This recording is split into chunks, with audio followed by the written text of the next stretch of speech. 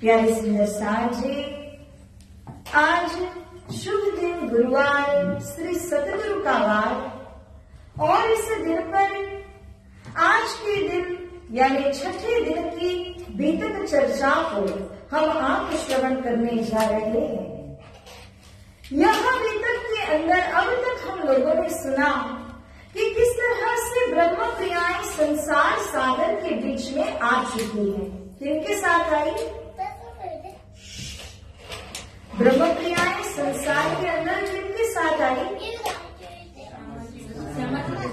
श्री श्यामा जी के साथ में संसार के अंदर में उतरी हुई है। और अब ये श्यामा महारानी जी की जो लीला होने वाली है, जो उमरकोट से प्रारंभ होती है, इस लीला के विषय में अब हम आप श्रवण करने जा रहे हैं। परम आदरणीय, परम पूजनीय, परम वंदनीय गुरु जी ब्रह्मदेव श्री दीनदयाल जी महाराज जी के पावन चरणों से आशीर्वाद ग्रहण कर श्री राष्ट्रराज जी के पावन चरणों में अखंड दंडवत प्रेम प्रणाम करती हुई आज की इस चर्चा का शुभारंभ करते हैं। प्यारे सुंदर साथ जी, तो आइए हम चौपाई को दोहराते हैं, आप सभी दोहराएंगे। श्री महामती कहे ए साथ जी, श्री महामती कहे साथ जी, भया चर्चा का बखत, भया चर्चा का बखत, अब तुम सुनियो चित दे, अब तुम सुनियो चित दे, लाल आगे आए बैठे न तखत, लाल आगे आए बैठे न तखत, लाल आगे आए बैठे न तखत, लाल आगे आए बैठे न तखत, सुखदाई सबन को, सुखदाई सबन को, अखंड करन हार, अखंड करन हार, विश्व वंदे अक्षर लो, विश्व वंदे अक्षर लो, सुखी परीक्षित सो कहियो विचार, सुखे परीक्षित सर्व विचार, जब जन में मारवाड़ में, जब जन में मारवाड़ में, घर अति आनंद नर नारा, हर अति आनंद नार, यह बधाई ब्रह्मांड में, यह बधाई ब्रह्मांड में, त्रिगुण समेत विस्तार, त्रिगुण समेत विस्तार,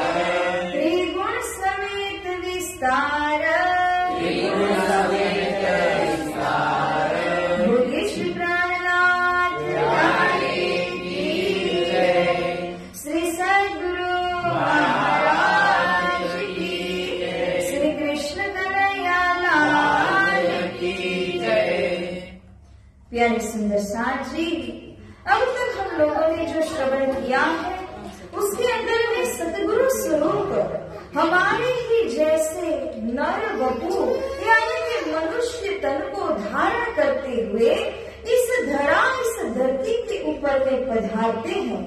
इनका आगमन होता है और इस समय इनके आगमन के द्वारा संपूर्ण 14 लोक ब्रह्मांड के अंदर सब कोई आनंद की अनुभूति करने लग जाते हैं, चाहे वो त्रिदेव हो या फिर इंद्र हो या फिर संसार के नर नारी, चाहे जो कोई भी हो, वो सब कोई आनंद के अंदर झूमने लग जाते हैं। स्वामी श्री लाला जी महाराज यहाँ पर कहते हैं कि प्यारी सुंदर साजी सुखदाई सबन को, ये अवतार यानी श्यामा जी का अवतार, आनंद घन श्री श्यामा जी महारानी, और जब वो आई तो संसार में क्या करने के लिए आई? ये दुखदाई संसार है, परंतु यहाँ के जीवों को अखंड मोक्ष प्रदान करने के लिए श्री श्यामा जी का आगमन हुआ। सभी को सुख प्रदान करने के लिए उनका आगमन संसार के बीच में होता है। विश्व वंदे अक्षरों, जब तक श्यामा महारानी जी नहीं पधारी थी तब तक विश्व के अंदर जितने जीव है ना, वो सभी कभी भी वंदना तो करते ही थे, प्रार्थनाएं तो सबकी चलती ही थी, परंतु लक्ष्य कहाँ का हुआ करता है? तो लक्ष्य अक्षर ब्रह्म के अक्षरधाम तक का ही होता था। इससे पहले संसार के जीवों की प्रार्थना, अगर अंधाधुंध प्रार्थना ही कहे कि ब्लाइंडली अगर कोई प्रार्थना कर भी रहे हैं तो उनकी प्रार्थना पहुंचती थी अक्षर ब्रह्म के अक्षरधाम तक, उससे आगे पर ब्रह्म तक उनकी प्रार्थना पहुंचती नहीं थी। क्यों? क्योंकि लक्ष्य पता ही नहीं था। लक्ष्य लाने वाले ही तो श्री श्यामा जी महारानी है। इसीलिए श्री श्यामा जी के आने के बाद संसार के सभी जीवों को अक्षराकृत परम धाम का लक्ष्य मिला। वहां तक सबकी वंदना होती तो थी, परंतु ये वंदना ज्यादा से ज्यादा अक्षर ब्रह्म तक ही पहुंच जाती थी, उससे आगे बढ़ नहीं पाती थी। ये किन्होंने कहा? ये बात किसने कही? तो श्री लाला जी ने नहीं कही। लाला जी किनके बारे में बात कर रहे हैं? शुक परीक्षित सो कयो विचार, शुकदेव मुनि ने परीक्षित राजा से भागवत के अंदर में ये बात कही कि हे परीक्षित, अगर आप जितनी भी प्रार्थना कर लीजिए, वो वंदना, वो प्रार्थना, वो जिक्र अक्षर ब्रह्म के अक्षरधाम तक ही पहुंचेगी, उससे बढ़कर कोई आगे जाने वाले नहीं है। अब प्यारे सुंदर साजी, ये जो प्रकट हुए धनी देवचंद्र जी हैं, अब हम इनके बारे में अच्छी प्रकार से जानते हैं। सुंदर साजी, ये हम पहली बार श्रवण कर रहे हैं, इसीलिए हो सकता है आपने पहले कभी सुना ही होगा, ऐसी कोई बात नहीं है, लेकिन जाहिर मंच में इस प्रकार से रूबरू होकर के शायद पहली बार अगर कोई श्रवण कर रहे होंगे तो बहुत ध्यान से इस बात को सुनना, क्योंकि श्री देवचंद्र जी की आत्म का परिचय यहाँ पर लाला जी बता रहे हैं। अब तक हम लोगों ने उनको श्यामा जी नाम से जाना, राधिका नाम से जाना, श्री देवचंद्र जी नाम से जाना। अब सवाल ये उठता है कि अलग अलग नाम क्यों? तो वास्तव में ये स्वरूप कौन है? इसकी आंटी गुटी को खुलस्त करने के लिए मैं एक बात आपके समक्ष प्रस्तुत करती हूँ, इसे ध्यान देकर के आप सुनना। परम धाम से जब श्री राजी महाराज जी ने कहा कि मैं सखियों को खेल दिखाऊंगा, तो सखियां खेल में उतरेंगी। अब खेल के अंदर उनको एक शरीर धारण करना ही पड़ेगा, इसके बिना तो वो खेल या संसार का अनुभव ही नहीं कर पाएंगी। तो संसार यानी इसको हम कहते हैं नारायणी सृष्टि। ये किनके द्वारा रचा गया? नारायण जी के द्वारा।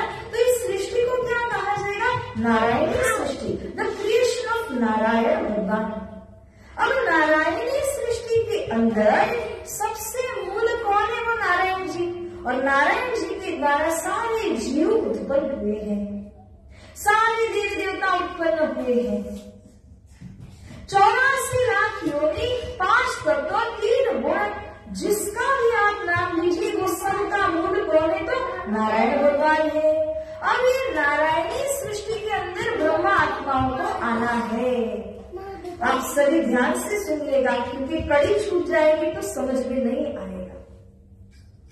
तो जब ये नारायण भगवान ने सृष्टि की रचना की, सृष्टि को बढ़ते अलग अलग योनियों के द्वारा उसमें से मनुष्य तन वाले भी बना दिए। ये जो मनुष्य तन में आए हैं उन सब के अंदर एक आत्म है। हमारे अंदर 2 चीजें हैं, एक शरीर है और एक आत्मा है। अगर वो आत्मा, वो चेतन न हो तो शरीर चलने वाला नहीं है। तो ये शरीर इनर्ट या जड़ बन जाता है, 4 जन उठा करके इसको ले जाते हैं। तो जब तक आत्मा है तब तक ये शरीर फंक्शन करता है। अब सुंदर साथ जी, ये आत्मा बहुत मुख्य है। शरीर और आत्मा में कौन मुख्य? अगर पूछा जाए तो आत्मा मुख्य है, लेकिन इसका ये मतलब नहीं कि बिना शरीर वो फंक्शन कर सकता है, उस शरीर की आवश्यकता है। इसके संदर्भ में मैं शरीर और आत्मा को समझाने के लिए एक एग्जाम्पल दे रही हूँ।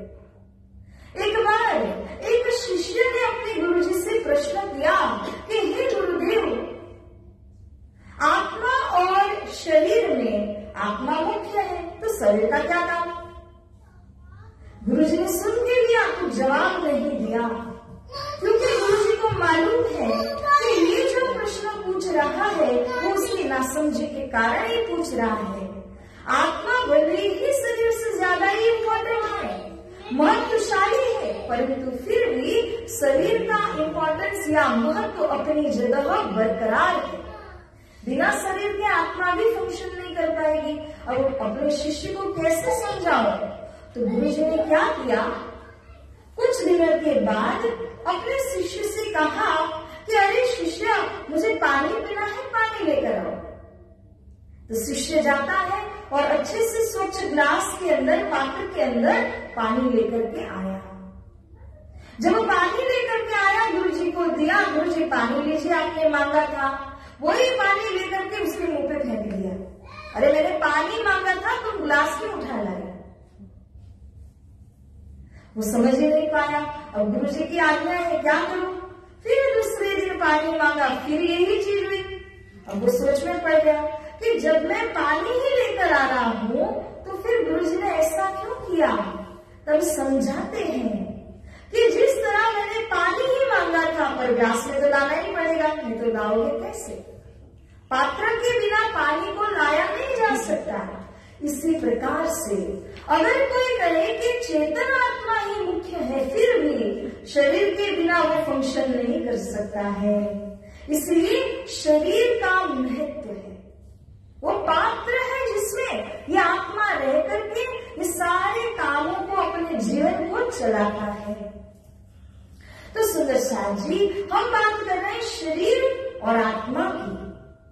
नारायणी सृष्टि जब बनी तो सबके शरीर बन गए, ह्यूमन बॉडी बनी, एनिमल बॉडी बनी, फिश बॉडी बनी, हर तरह के वृक्ष आदि सब बने। लेकिन ये सब सक्रिय कब हुए, एक्टिव कब हुए? जब उनके अंदर वो चेतन का संचार किया गया। बिना चेतन जड़ चल नहीं सकता, और चेतन हो लेकिन बॉडी ना हो तो वो भी कुछ नहीं कर सकता। तो वो एक कॉम्बिनेशन है शरीर और आत्मा का। अब ये शरीर और आत्मा को एक साथ में काम करना है, इसीलिए नारायणी सृष्टि के अंदर में देखिए तो शरीर है, शरीर के अंदर चेतन आत्मा है, और वो चेतन आत्मा किनकी आत्मा है? तो वही नारायण भगवान की है। उन्होंने ही ये सारी चेतन आत्माओं का विस्तार किया है, और वो चेतन आत्मा अजर है, अमर है, अविनाशी है। न उसको कोई अस्त्र शस्त्र ही काट सकता है, न उसको जल भिगा सकता है, न पवन सुखा सकता है। गीता में क्या कहा है ना? तो प्यारे सुंदर साथ जी, अब ध्यान से सुनिए कि वो जो चेतन आत्मा है वो चेतन आत्मा कहाँ का हुआ? नारायणी सृष्टि का। इस चेतन आत्मा के ऊपर, यहां से जोड़ना पड़ेगा, समझना है ना, इस चेतन आत्मा के ऊपर परम धाम से आई हुई जो सखी की प्रार्थना है, सुरता है, उस सुरता ने अधिष्ठान किया। कॉम्बिनेशन देखो कैसे बना। शरीर था, उसमें आत्मा थी, अब वो आत्मा के ऊपर कौन आई? वो जो 12,000 सखियां हैं, उनकी सुरता जो खेल में उतरी है, उन्होंने यहाँ के यानी नारायणी सृष्टि के इस जीव को या आत्मा को अधिष्ठात्री बनाया है। अब इन एक शरीर के अंदर क्या है? वो आत्मा, वो चेतन और परम धाम से आई हुई सुरता है। सुंदर साथ जी, जब धनी देवचंद्र जी का आना हुआ तो ये धनी देवचंद्र जी जो कौन है? तो परम धाम की सुंदर बाई सखी, परम धाम की सुंदर बाई नाम की सखी है। तो जब वो संसार में आई तो उन्होंने यहाँ के एक चेतन के ऊपर अधिष्ठान किया है।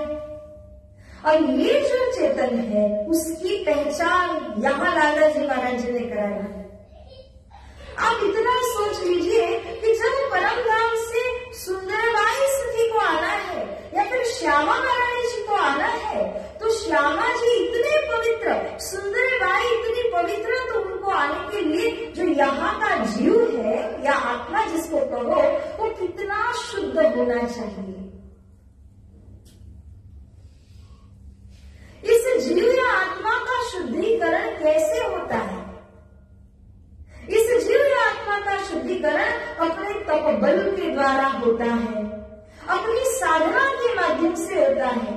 उसने जितना नाम जप किया, उसने जितना भगवान के साथ में अपना कनेक्शन जमाया, उतना ही वो आत्मा शुद्ध शुद्ध शुद्ध शुद्ध हो जाएगा और वो शुद्ध जीव के अंदर परम धाम से आई हुई सुरता प्रवेश होगी।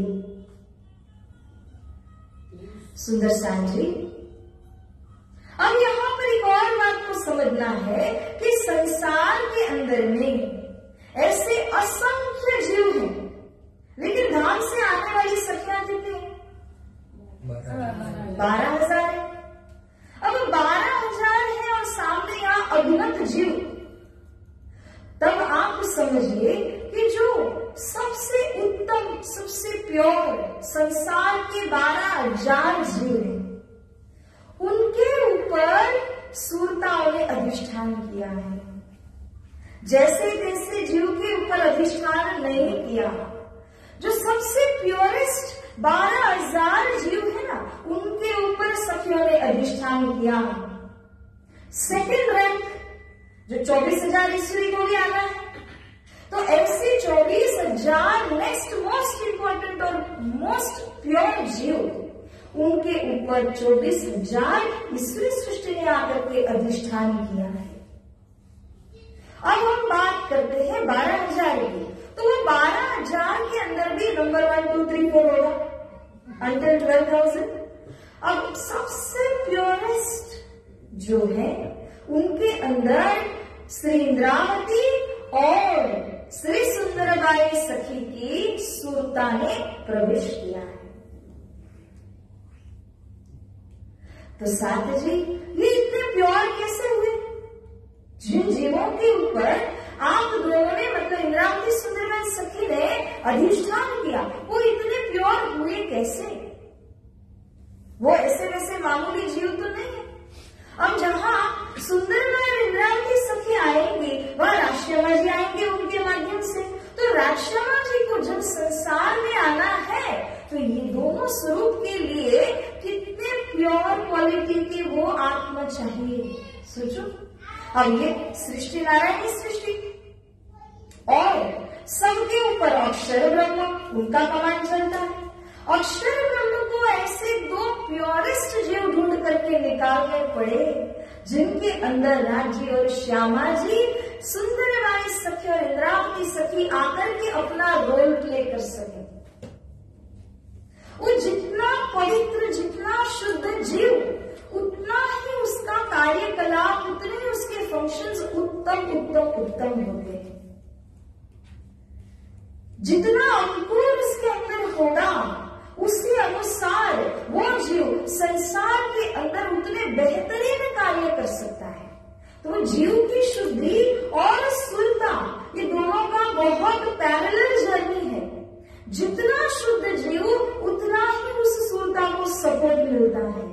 और अगर जीव से कुछ ऐसे वैसे कर्म हो जाते ना, तो स्थूलता को भी भुगतने पड़ेंगे। स्थूलता भुगतेगी तो क्या, लेकिन वो क्यों भुगतेगी?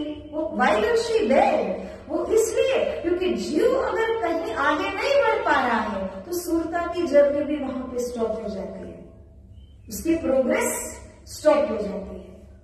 तो सुंदर साथ जी, इसी कारण से उस जीव का शुद्धाति शुद्ध होना, प्योरेस्ट प्योर होना बहुत आवश्यक है। जितनी साधना वो जीव करता है, उतनी ही शुद्धता बढ़ती बढ़ती बढ़ती जाती है। और इस अध्यात्म मार्ग के अंदर वो जीव का शुद्धिकरण बहुत ही इंपॉर्टेंट है, क्योंकि वो स्थूलता की जर्नी के साथ साथ में चल रहा है। तो इसी संदर्भ में श्रीमद् भागवत महापुराण के अंदर 2 जीवों का उल्लेख किया गया है। वो 2 जीव जो प्योरेस्ट प्योर फॉर्म में है, सबसे पवित्र है नारायणी सृष्टि के अंदर। इनके संदर्भ में स्वामी श्री लालदास जी महाराज जी वो भागवत का प्रमाण हमें यहाँ बताते हैं 12वें स्कंद में, दूसरे अध्याय के अंदर 37 और 38 नंबर का ये श्लोक, जिसके अंदर में स्वामी श्री लालदास जी महाराज जी ने वो 2 जीवों की बात हमें भागवत के आधार पर बताई और कहते हैं, देवापि शांतनोर भ्राता मरुच इच्छा कुवंशज कलाप ग्राम आसाते महायोग बलावृतो। 2 जीव हुए, एक देवापि का और एक शांतनु का। एक होते हैं इक्ष्वाकु कुल के अंदर, दूसरे होते हैं मरुकुल के अंदर। एक होते हैं चंद्रवंशी, एक होते हैं सूर्यवंशी। तो जो देवापि है उनको चंद्रवंशी कहा गया, और जो शांतनु है उनको सूर्यवंशी कहा गया। देवापि इक्ष्वाकु कुल से है और शांतनु मरुकुल से है। ये जो दोनों जीवों की विशेष बात क्या थी? तो जब से ये चतुर्युग शुरू हुआ, उस सतयुग से लेकर के ये देवापि और शांतनु ऐसी घोर तपस्या में थे, क्योंकि जैसे आप सभी को पता है ना, वे पराद्यष्टविंशति कलयुग, 28वें कलयुग का महत्व हमें पता है। इसी तरह शास्त्रकारों ने पहले ही 28वें कलयुग के भरमार गुण गाए हुए हैं। इसीलिए जो शास्त्र के जानकार थे उन्हें मालूम था कि 28वें कलयुग में स्वयं पूर्ण ब्रह्म परमात्मा श्री कृष्ण आकर के लीला करेंगे।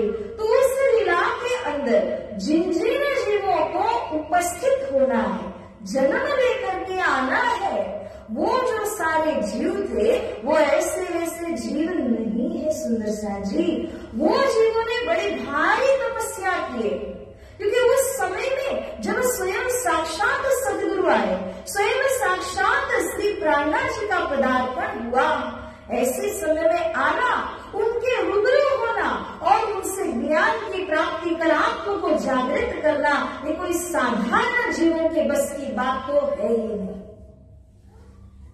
तो उस समय में जन्म लेकर के आए तो हमारी आत्मा का उद्धार हो जाएगा। इस बात को जानने वाले जो सत्यवादी लोग थे, जैसे हरिश्चंद्र कह लो, युधिष्ठिर आदि कह लो, उन्हें पहले से मालूम था कि इस समय में 28वें कलयुग में बुद्ध कल की अवतार प्रकट होने वाले हैं। उस समय में हमें जन्म प्राप्त हो तो तपस्या कब से करने लगे? पहले से ही करने लगे। इनमें से सर्वाग्रगण्य जीव जिनकी तपस्या है वो देवापि और शांतनु का जीव। ऐसी घोर तपस्या उन्होंने की कि परब्रह्म परमात्मा ने देखा कि सृष्टि में अगर कोई सबसे प्योर जीव है, सबसे शुद्ध जीव है तो वो ये दोनों है। तो उनको वरदान मिला। वरदान क्या मिला कि 28वें कलयुग के अंदर जब ये दोनों बुद्ध तल के अवतार प्रकट होंगे उस समय ये आपके जीव के द्वारा ही इस संसार में लीला करेंगे। तो ये देवापी के माध्यम से धनी देवचंद्र जी का आना हुआ और शांतनु के जीव के माध्यम से श्री प्राणनाथ जी का आगमन हुआ। साथ जी अब मैं यहाँ से यहाँ की कड़ी को जोड़ने की कोशिश करती हूँ। ये हम लोगों ने जीव और आत्मा की बात की और आने वाली सूरता की बात की। और इससे आगे थोड़ा और एक लेवल जाएंगे। वो देवापी का जीव जो सतयुग से ठहरा हुआ है, तपस्या करके तैयार है अपने पुण्य को लेकर के कि कब उनका आगमन हो और कब मैं जा करके जन्म लूं और कब इन बुद्ध अवतार के मैं काम आ सकूं। तो वो जीव तत्पर रहा। समय आने पर उस जीव के अंदर परम धाम की जो सुंदर वाली सखी है उनकी सूरता ने प्रवेश किया। धाम परम धाम की हम बात करते हैं तो परम धाम के अंदर 12,000 सखियां हैं। उनमें से सर्व मुख्य अगर कहो तो सुंदर बाई और इंद्रावती सखी। ये दोनों सखियां श्री राजश्यामा जी की हजूरी है। जैसे हम महाराष्ट्र को देखते हैं आचार्य महाराज जी को तो उनके साथ में उनके हजूरी चलते हैं। ऐसे ही श्री राज जी की इंद्रावती सखी और श्यामा जी की सुंदर बाई सखी ये हजूरी है। तो ये दोनों के ऊपर आज्ञा हुई थी परम धाम के अंदर कि इन दोनों के द्वारा ही संसार में श्री राज श्यामा जी आकर के अपनी लीला करेंगे। सुंदरबाई सखी के माध्यम से श्यामा जी आएंगी और इंद्रावती सखी के माध्यम से श्री राज जी महाराज जी आएंगे। तो जब यहाँ देवापी का जीव उसमें कौन किसकी सुरता आई? सुंदरबाई की सुरता आई। सुंदरबाई के माध्यम से कौन आए? श्री श्यामा जी अवतार आए हैं। इसी प्रकार से अब लेते हैं दूसरा शांतनु का जीव। उनमें किनकी सुरता आई? श्री इंद्रावती सखी। और उनमें श्री इंद्रावती के माध्यम से कौन आए? श्री राज जी महाराज आए हैं। तो इस तरह श्यामा जी का अवतार भी आया संसार में और श्री राज जी का अवतार भी संसार में आता है। ये दोनों आकर के अपने अपने समय काल के दौरान लीला करते हैं और उसी को सुनने के लिए हम बैठे हैं। लेकिन सबसे पहले उनका मूल परिचय हमें प्राप्त करना था। साथ जी से हम लोगों ने यहाँ पर प्राप्त किया। भागवत का श्लोक ये भी कहता है कलाप ग्राम आसाते महायोग बलान्वितो। ये जो दोनों स्वरूप है ना इनमें ऐसी तपबल की शक्ति है कि अपने जीवन काल के अंदर कलाप नदी के तट के ऊपर उन्होंने ग्राम यानी कि गांव को बिठाया और महायोग बलान्वितो।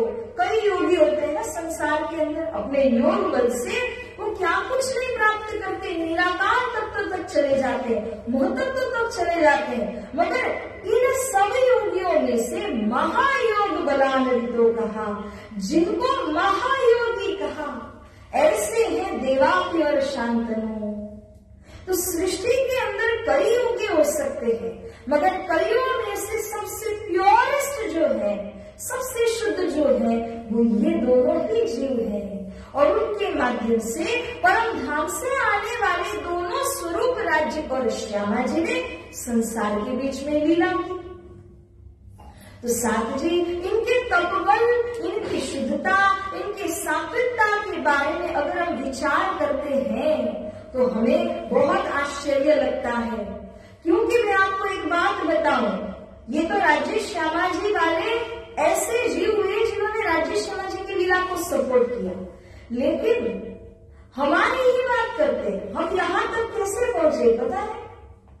जन्मांतर शास्त्रेषु तपो ज्ञान समाधि विधि नराणाम क्षीण पापानाम श्री कृष्ण भक्ति प्रजायते।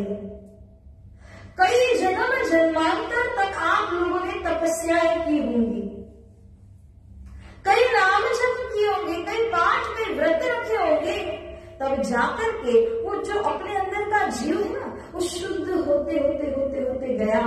और अब वो शुद्ध जीव इस लायक बना कि करोड़ों जन्मांतर सहस्रेशु का, हजारों करोड़ों जन्मों का पुण्य फल उदय हुआ है,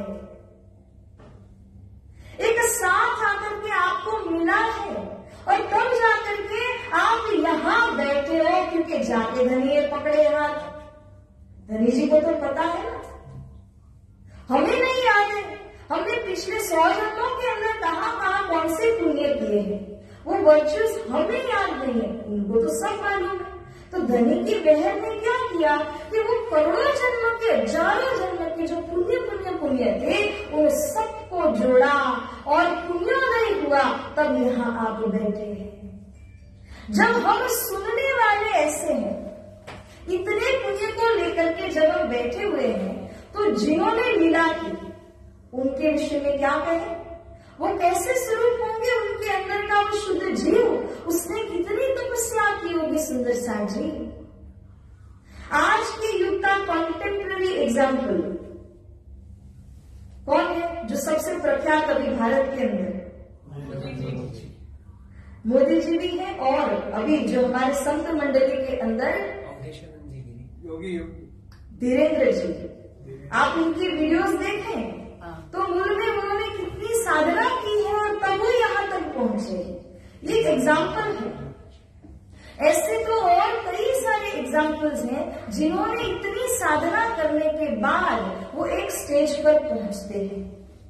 मैं साधना के महत्व को यहाँ पर दर्शाना चाहती हूँ, क्योंकि आमतौर पर जब सुंदर साथ से कहा जाता है कि साथ जी पाठ पूजा नियम से कीजिए, संयम से कीजिए, सेवा पूजा कीजिए, तो हमें लगता है ये तो महाराज है, इनको तो कुछ काम ही नहीं है, और ये आकर के ऐसे हमें बता के चले जाते हैं। 2 दिन फॉलो करते हैं, तीसरे दिन जैसे थे वैसे के वैसे हो जाते हैं। मगर सुंदर साथ जी एक बात गांठ बांध के रखने वाली बात है। अगर इसको गांठ बांध के रखोगे तो जीवन भर आपको काम में आएगा कि साधना करने से कैसे जीव उत्तरोत्तर प्रोग्रेस करता है, और जितना वो जीव प्रोग्रेस करता है उतना ही हमें लाभ मिलता है, उतनी हमारी प्रोग्रेस उत्तरोत्तर आगे होती जाती है। इसलिए नियम से जो पाठ पूजा करें, नियम से जो मंत्र जाप, माला, ध्यान, चितवन ये सब करे, वाणी पढ़े, गीतक सुने पढ़े, तो उनके विषय में तो कहना ही क्या, उनका तो हर दिन भाग्योदय होता रहता है। हर दिन श्री राज्य की कोई असीम कृपा उनके ऊपर में बरसती रहती है। इसीलिए एक और छोटा सा उदाहरण कि एक दिन शिष्य ने अपने गुरु को एक कलश होता है वो मांझते हुए देखा, कॉपर का, तांबा का बना हुआ कलश गुरुजी अच्छे से मांझ रहे थे, बहुत मेहनत करके उसको क्लीन कर रहे थे। तो शिष्य बोलता है, गुरुजी आप इतनी मेहनत क्यों कर रहे हो, 7 दिन में 1 दिन धोया करो ना, इतनी मेहनत रोज रोज रोज करना, वापस धोना, ऐसे क्यों कर रहे हो? तो गुरुजी ने कहा ठीक है भाई, मैं आपकी बात सुन लेता हूँ। 7 दिन तक पड़ा रहा, अब शिष्य को ही दे दिया, लो तुम साफ करो। जब साफ करने लगा तो 7 दिन का आवरण चढ़ चुका था। अब एक आवरण निकाले, दूसरा निकाले, तीसरा, समय पूरा हो गया। तो सारे के सारे जो आवरण चढ़े थे 7 दिन के वो धूली नहीं हुए, तो उसमें जो चमक आनी थी वो कहां से आ गई? और रोज के रोज जब आप उसको धोएंगे, पखालेंगे, तब क्या होगा कि रोज के रोज उसकी सफाई होगी और कम समय में चमक आएगी, तुरंत चमक आ जाएगी। लेकिन जितना उसको ऐसे ही स्थिति में रखा गया उतनी ही चमक लाने में देरी तो क्या दूरी हो जाती है, क्योंकि वो पहले का मैल ही पूरा निकल नहीं पाता, तो चमक आएगी कहां से? वैसे ही हमारा ये जो जीव है वो एक पटल है, और उस पटल के ऊपर कई सारे पाप कर्मों, कई सारे कुकर्म की काई जम जाती है, और बाद जब उसको 1-2 दिन तक साफ न करो साधना के माध्यम से, 7-7 दिन में एक बार नहर सागर करते हैं, या एक बार 7 दिन में बैठते हैं 11 बार नहर सागर कर लेते हैं, तो कहाँ से वो सफाई हो, कहाँ से वो चमक आए? सुंदर साजी विचार तो कीजिए। इसलिए नियमित साधना जो होती है ना, उससे जीव चमकता है, उससे उसको शक्तियां मिलती है, इसी से वो परब्रह्म से कांटेक्ट में आ जाता है। तो सबसे मुख्य होती है हमारी साधना। अगर नियमित रूप से करना चाहो, यहीं पे गांठ बांध लो। चैलेंज दिया है मैंने आपको। चैलेंज क्या है? ये मन है ना, यहाँ बैठे हो ना, तब तक ठीक है, आसन का प्रभाव है, लेकिन उठने के बाद अगर वापस से सोचोगे चलो रिकॉर्डिंग सुन लेंगे, नहीं होगा। जो भी संकल्प लेना है, अगर इस बात का प्रभाव कुछ पड़ता है तो इस बात के प्रभाव को अभी के अभी मन के अंदर बिठा ही लेना। जो संकल्प करना है उसको कर ही लेना। और जो बोलते हैं ना, कमिटमेंट फॉर कमिटमेंट, अगर कुछ कमिटमेंट दे रहे हो तो उसके लिए भी कमिटमेंट देना। ऐसा नहीं कि बस एक वाव ले लिया, एक प्रॉमिस ले लिया और फिर उसको भूल गए। तो जो भी है, एक दृढ़ संकल्प अपने मन के अंदर ले लीजिए कि यहाँ से अब से मुझको ऐसा करना है। तो आज का दिन धन्य धन्य हुआ आपके लिए, सफल हुआ। आप एक और सीढ़ी चढ़ गए। बोलिए श्री प्राणनाथ की जय। सत्ययुग के बीज भूत इन बीच रहे विस्तार, होवे सब में जाहिर अखंड संसार, अखंड संसार। अब साथ जी स्वामी श्री लालदास जी महाराज जी फरमा रहे हैं कि ये जो सारी बातें अब यहाँ आपको समझ में आने वाली है, वो सारी बातें सतयुग की बातें हैं। कौन से युग की? सतयुग। अखंड सतयुग की बातें हैं। और अखंड सतयुग कहाँ है? श्री परम धाम में है। संसार में सतयुग से त्रेता आ ही जाता है, लेकिन अखंड सतयुग अगर कहीं चलता है तो वो परम धाम में चलता है। तो वहां के बीज रूप, बीज क्या होता है? छोटा सा सीड, जैसे कि पूरा बैंगन ट्री उस बैंगन सीड में होता है, बट वृक्ष बट के बीज में होता है, लेकिन इन्वॉल्यूट फॉर्म में होता है, छिपे हुए रूप में होता है। इसी तरह से परम धाम के सर्व सुख श्री देवचंद्र जी यहाँ जाहिर करते हैं। परम धाम से वो बीज लेकर के आए हैं। बीज को जब भारत भूमि के अंदर बोया जाएगा तो वृक्ष के रूप में रूपांतरित हो जाएगा। तो ये लीला करने के लिए धनी देवचंद्र जी आए हुए इन्हों बीज यानी सतगुरु ही इसका विस्तार करते हैं। होवे सब में जाहिर। धनी श्री देवचंद्र जी की महानता को आप देखिए, विचार कीजिए कि धनी श्री देवचंद्र जी ने केवल अपने तक नॉलेज को सीमित नहीं रखा, केवल 12,000 तक सीमित नहीं रखा।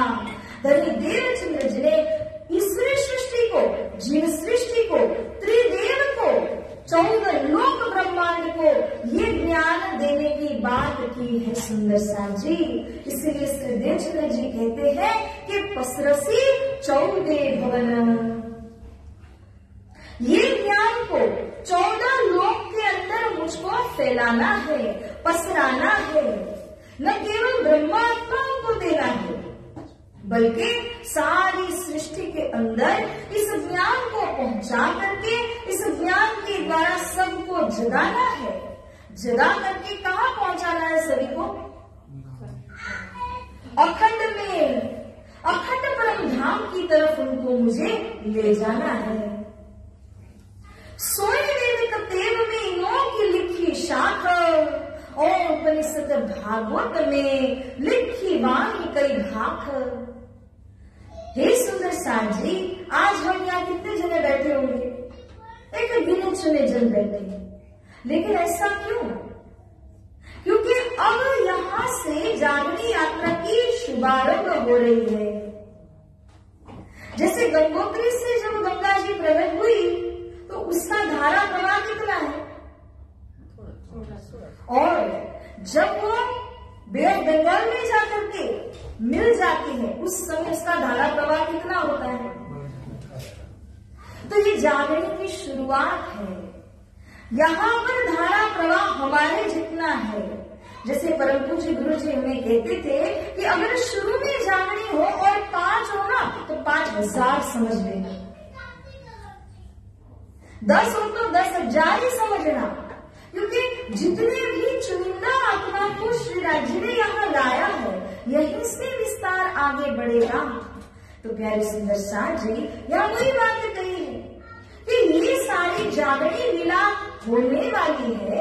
ये बात की साक्षी कहाँ बताई है। सृष्टि के शुरू से वेद उत्पन्न हुए, वेदों से शास्त्र प्रकट हुए और शास्त्रों से पुराण से उसके बाद इतिहास, ये सारे धर्म ग्रंथ क्रम से प्रकट होते गए। ये सब के अंदर में श्री रामजी महाराज जी ने परम धाम की बातें लिखाई हैं। कोई ऐसा धर्मशास्त्र धर्म ग्रंथ नहीं है जहाँ पर श्री रामजी महाराज जी ने परम धाम की बातों को नहीं लिखाया हो। लेकिन श्री प्राणनाथ जी इस विषय में क्या कहते हैं, शास्त्र ले चले सतगुरु सोई वाणी सकल को एक अर्थ होई, सब श्यामों की एक मत पाई पर अजान देखे जुदाई। शास्त्र तो वो खजाना है जिसमें परम धाम की बातें लिखी गई है, मगर उसको पढ़ने वाले की दृष्टि होनी चाहिए तो वो परम धाम की बात को समझ पाएंगे। नहीं तो वो शास्त्र को पढ़ते रहेंगे लेकिन उसके अंदर की गुह्यतम बातों तक वो पहुंच नहीं पाएंगे।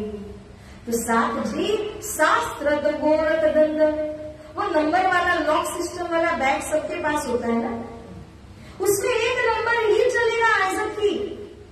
अगर आप उससे नेक्स्ट नंबर डालो या उससे पहले का प्रीवियस नंबर डालो वो नहीं खुलेगा। शास्त्र भी वैसा ही है, मूल कड़ी देखे बिना सब देखीता ही अंध। राणा जी कहते हैं अगर आपको मूल कड़ी मिल गई उसकी तो सब कुछ समझ में आएगा, लेकिन अगर मूल कड़ी नहीं मिली तो कुछ भी समझ में नहीं आएगा। वैसे ही शास्त्रों के अंदर परम धाम की सारी बातें हैं, इंडिकेशन दिए हैं, लेकिन समझने वाले को जब यहाँ पर समझ में आएगा कैसे कि जब वो तारतम की दृष्टि, तारतम के चश्मे पहने, उससे उसको समझ में आएगा।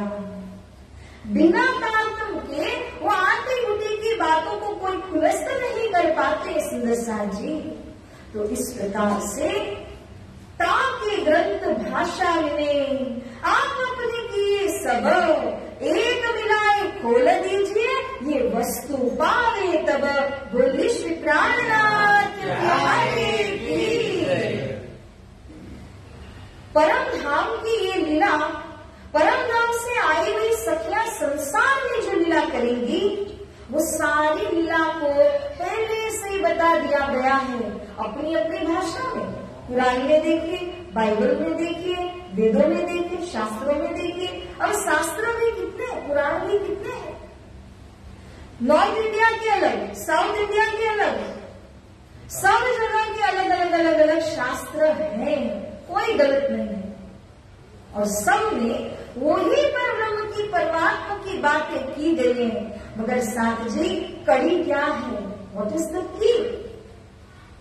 हमें अलग अलग चाबियां नहीं चाहिए, हमें वो मास्टर की चाहिए। जिस मास्टर की से किसी भी प्रकार का ताला खुल जाए।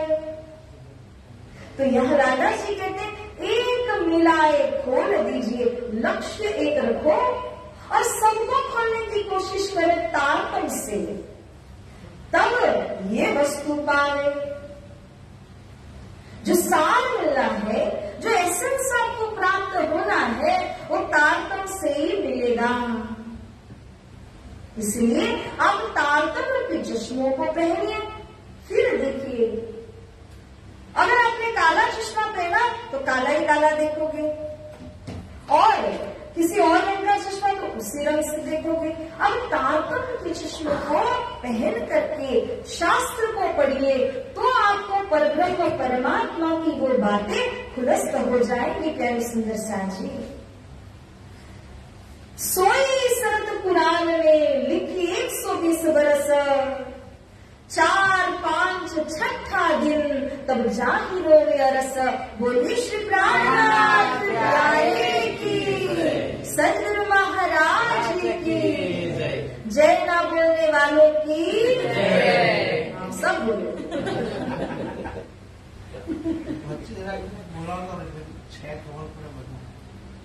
सबसे पहले आपको ही बोलो। तो सुंदर साथ जी, सोई सरत, सरत क्या है? वायदा, प्रॉमिस।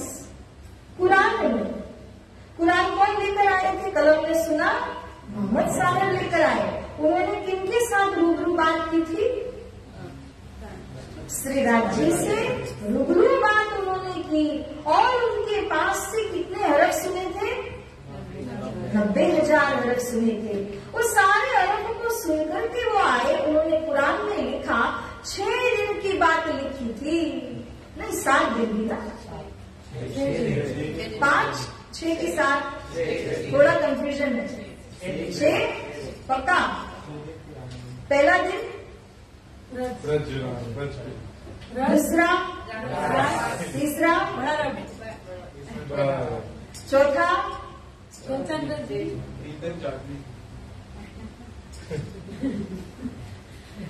चौथा दिन किनका है?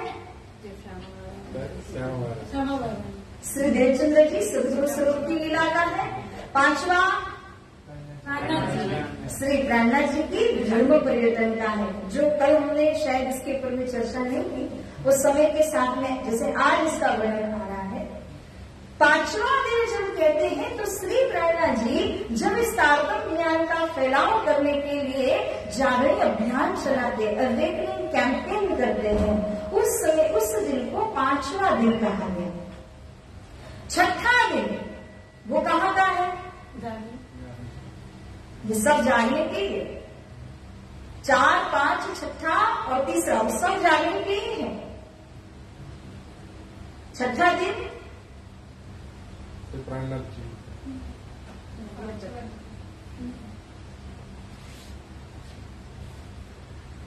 हाँ अभी बोलो, आपने बोला था, बोलते रहना। सुंदर साथ जी, 6ठा दिन श्री पन्ना धाम की लीला का है, पद्मावतीपुरी धाम की महिमा का है।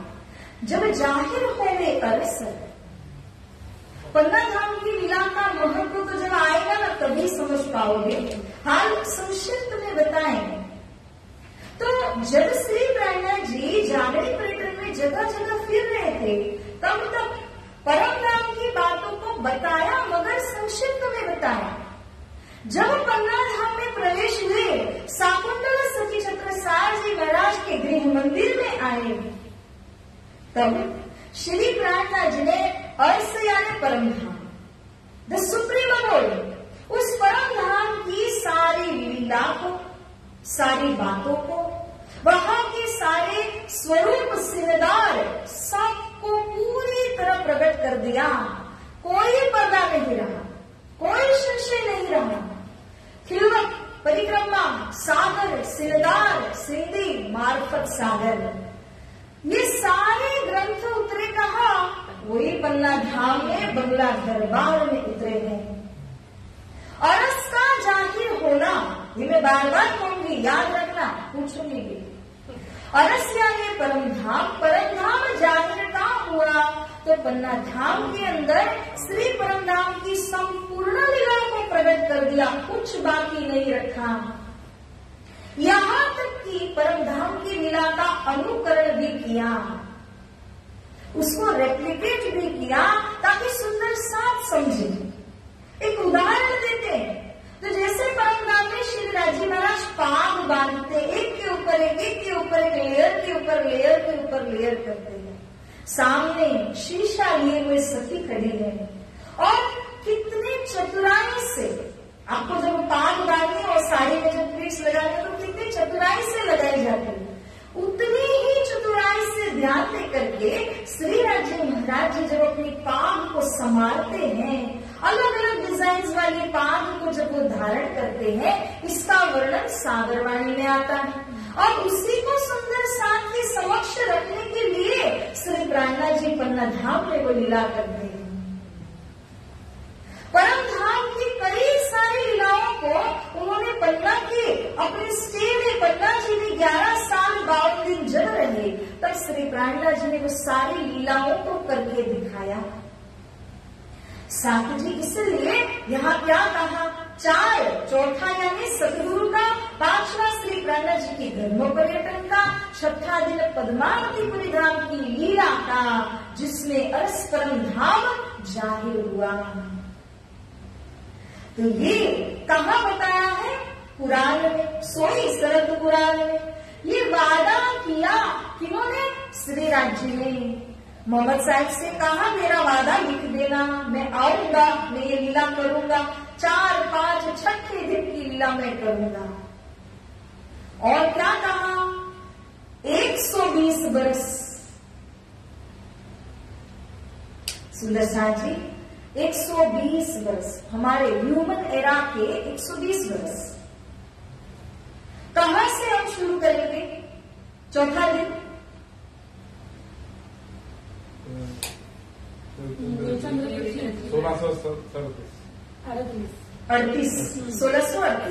1638 धन्य देवेंद्र जी के प्राकट्य से शुरू कीजिए, क्योंकि उनका स्वरूप का आगमन क्यों हुआ, हमारे उद्धार के लिए हुआ। तो उसी क्षण से, उसी दिन से अगर आप 120 साल की गिनती का प्रारंभ करते हैं, तो सतगुरु की लीला उसमें समग्र लीला आ गई, श्री प्राणनाथ जी की आ गई। श्री प्राणनाथ जी ने तन कब परित्याग किया, विक्रम संवत 1751 में किया, 1751 में किया। अब 1751 तक आप देखें तो कितने साल हो जाते हैं, 38 से गिनो,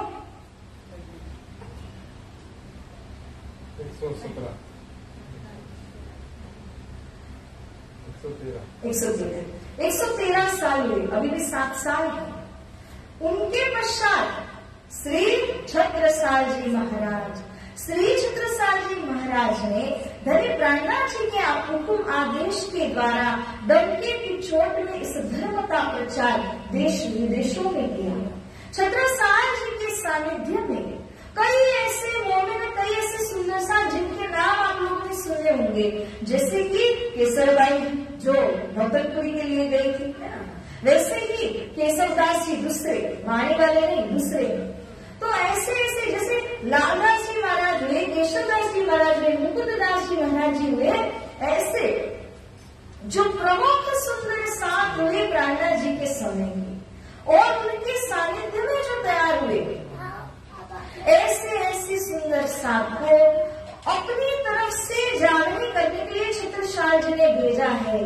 नेपाल भेजा, भूटान भेजा, लंका की ओर भेजा, दक्षिण भारत, उत्तर भारत, कई सारी जगहों में उन्होंने प्रचारकों को भेजा। डंके की चोट पर ये धर्म का प्रचार उन्होंने किया।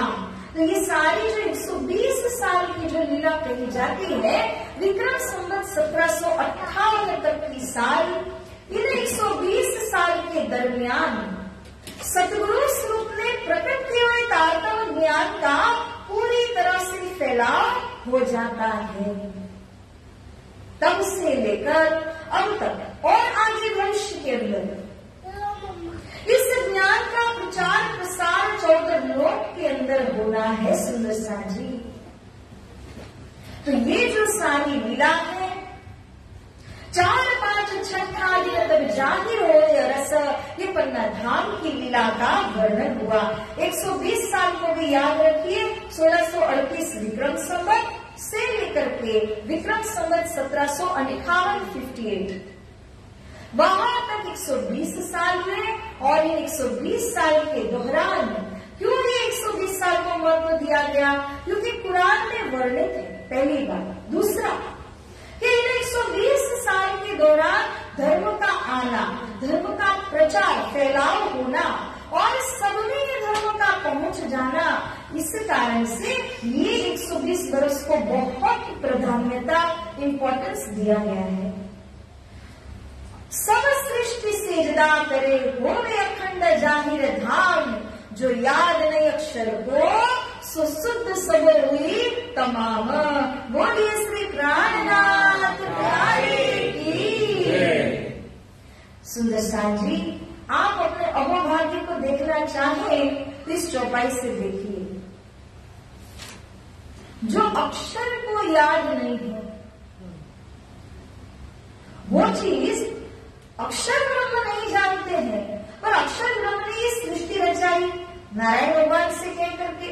तो ये नारायणी सृष्टि में जो जो जीव यहाँ पर जन्म दे रहे हैं और जो तारतम के फोल्ड में आ रहे हैं, मतलब कि तारतम ज्ञान के तले जो आ रहे हैं, ऐसे तारतम ज्ञान के तले जो आने वाले जीव हैं, उन सभी को परम धाम की बात यह तारतम से पता चलती है। जिनको परम धाम का प्रेम संवाद पता चला, जिनको श्री राज्य का स्वरूप पता चल गया, वहां की लीला के विषय, वहां के स्वरूप और श्रृंगार के विषय पता चल गया, उसमें किसी तरह की कोई कमी रहती ही नहीं है। और वो जीव, उसका इतना उद्धार हो जाता है कि वो जीव अब आठ अखंड मुक्ति स्थान में जाने के लिए एलिजिबल बन जाता है, काबिल बन जाता है। था कहाँ का? वो नारायणी सृष्टि का था, मगर नारायणी सृष्टि के उस जीव को अखंड मोक्ष प्राप्त होगा तो इस लीला को जानने के कारण से होगा। और ये लीला किस वक्त? अक्षर ब्रह्म को तब पता नहीं है। सुंदर सा जी, परम धाम में क्या क्या लीलाएं होती, तभी कहा ना, अक्षरातीत के महल में प्रेम ईशत वर्तत, सो शुद्ध अक्षर को नहीं जो किन्विद केल करत। रंगमहल के अंदर सखियों और राज्य के बीच में जो प्रेम में लीला होती है, जो ईशत की बहानी होती है वहां पर, उसके विषय अक्षर ब्रह्म को नहीं पता। मगर इत्तेफाक देखिए, अहोभाग्य देखिए कि अक्षर द्वारा रचित संसार, संसार में उत्पन्न नारायणी सृष्टि के जीव, और उन जीवों को पता चलने लगा कि परमधाम की लीला कैसी है। अभी तक अक्षर को पता नहीं है। अक्षर को पता चलेगा, परंतु कब चलेगा? कि सृष्टि पूरी होने के बाद पीछे अक्षर को भी उठाऊं तब पता चलेगा, अभी नहीं पता है। तो यही श्री राधा जी कह रहे हैं कि जो इस तारतम से कृष्ण जी के वास्तविक स्वरूप की पहचान कर लेते हैं, वो आकर के सेहरा बजाएंगे, वो नतमस्तक हो जाएंगे, वो पूरी तरह से दंडवत प्रणाम के साथ समर्पित हो जाएंगे धर्म मार्ग के ऊपर। क्योंकि ये सारी चीजें कृष्ण तत्व की बात है।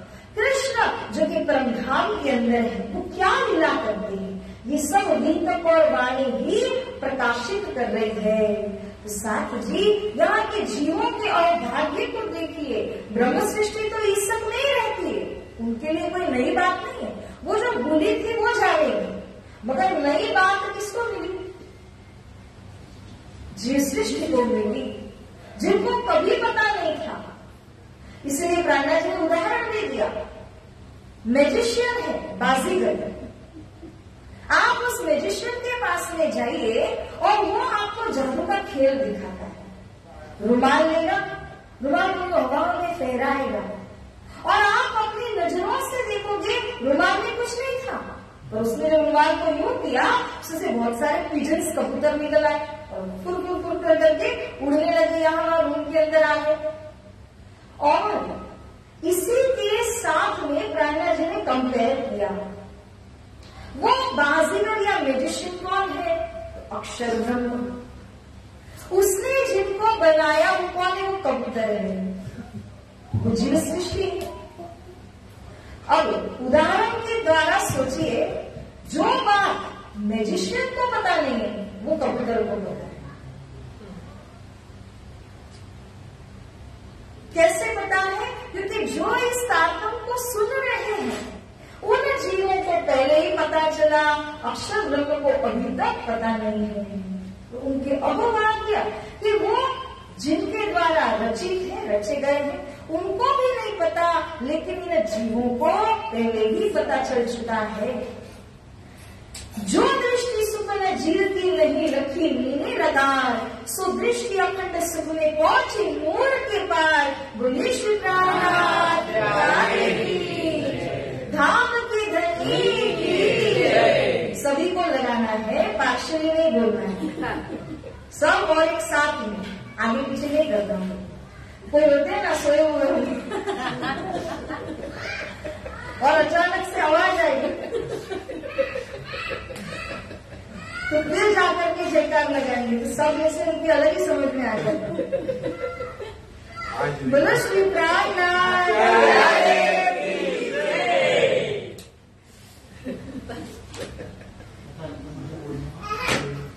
यह सूरज न्याय बोला तो आसमान, फिर से की प्राप्त गई त्रिगुण सृष्टि पहचान। ये सुध, ये खबर, ये ज्ञान कौन लेकर के आए हैं? श्यामा जी लेकर आए। अभी अभी हमने जिस तारतम की बात की, वो तारतम लाने वाले स्वरूप यानी सतगुरु श्यामा जी। चौथा आसमान कहने का तात्पर्य है कि परम धाम से लेकर के आए हैं, और परम धाम से ही लाना पड़ेगा, क्योंकि संसार अक्षर ब्रह्म के अक्षरधाम या बेहद से तारतम को लाया नहीं जा सकता। तारतम कौन है, क्या है? तो तारतम श्री राज्य का प्रतिनिधि स्वरूप है। अगर कोई नहीं जाता है, अपने रिप्रेजेंटेटिव को भेज देता है, तो वो प्रतिनिधि कहलाता है। और ये तारतम ज्ञान श्री राज्य महाराज का प्रतिनिधि स्वरूप है, इसलिए तारतम के द्वारा सबकी नजर खुल गई। तीन स्वरूप की बीतक जन्म से लेकर, सो कहो आगे सैयनो, ये चर्चा सब ऊपर। बोली श्री प्राणनाथ। बहुत अच्छे जाके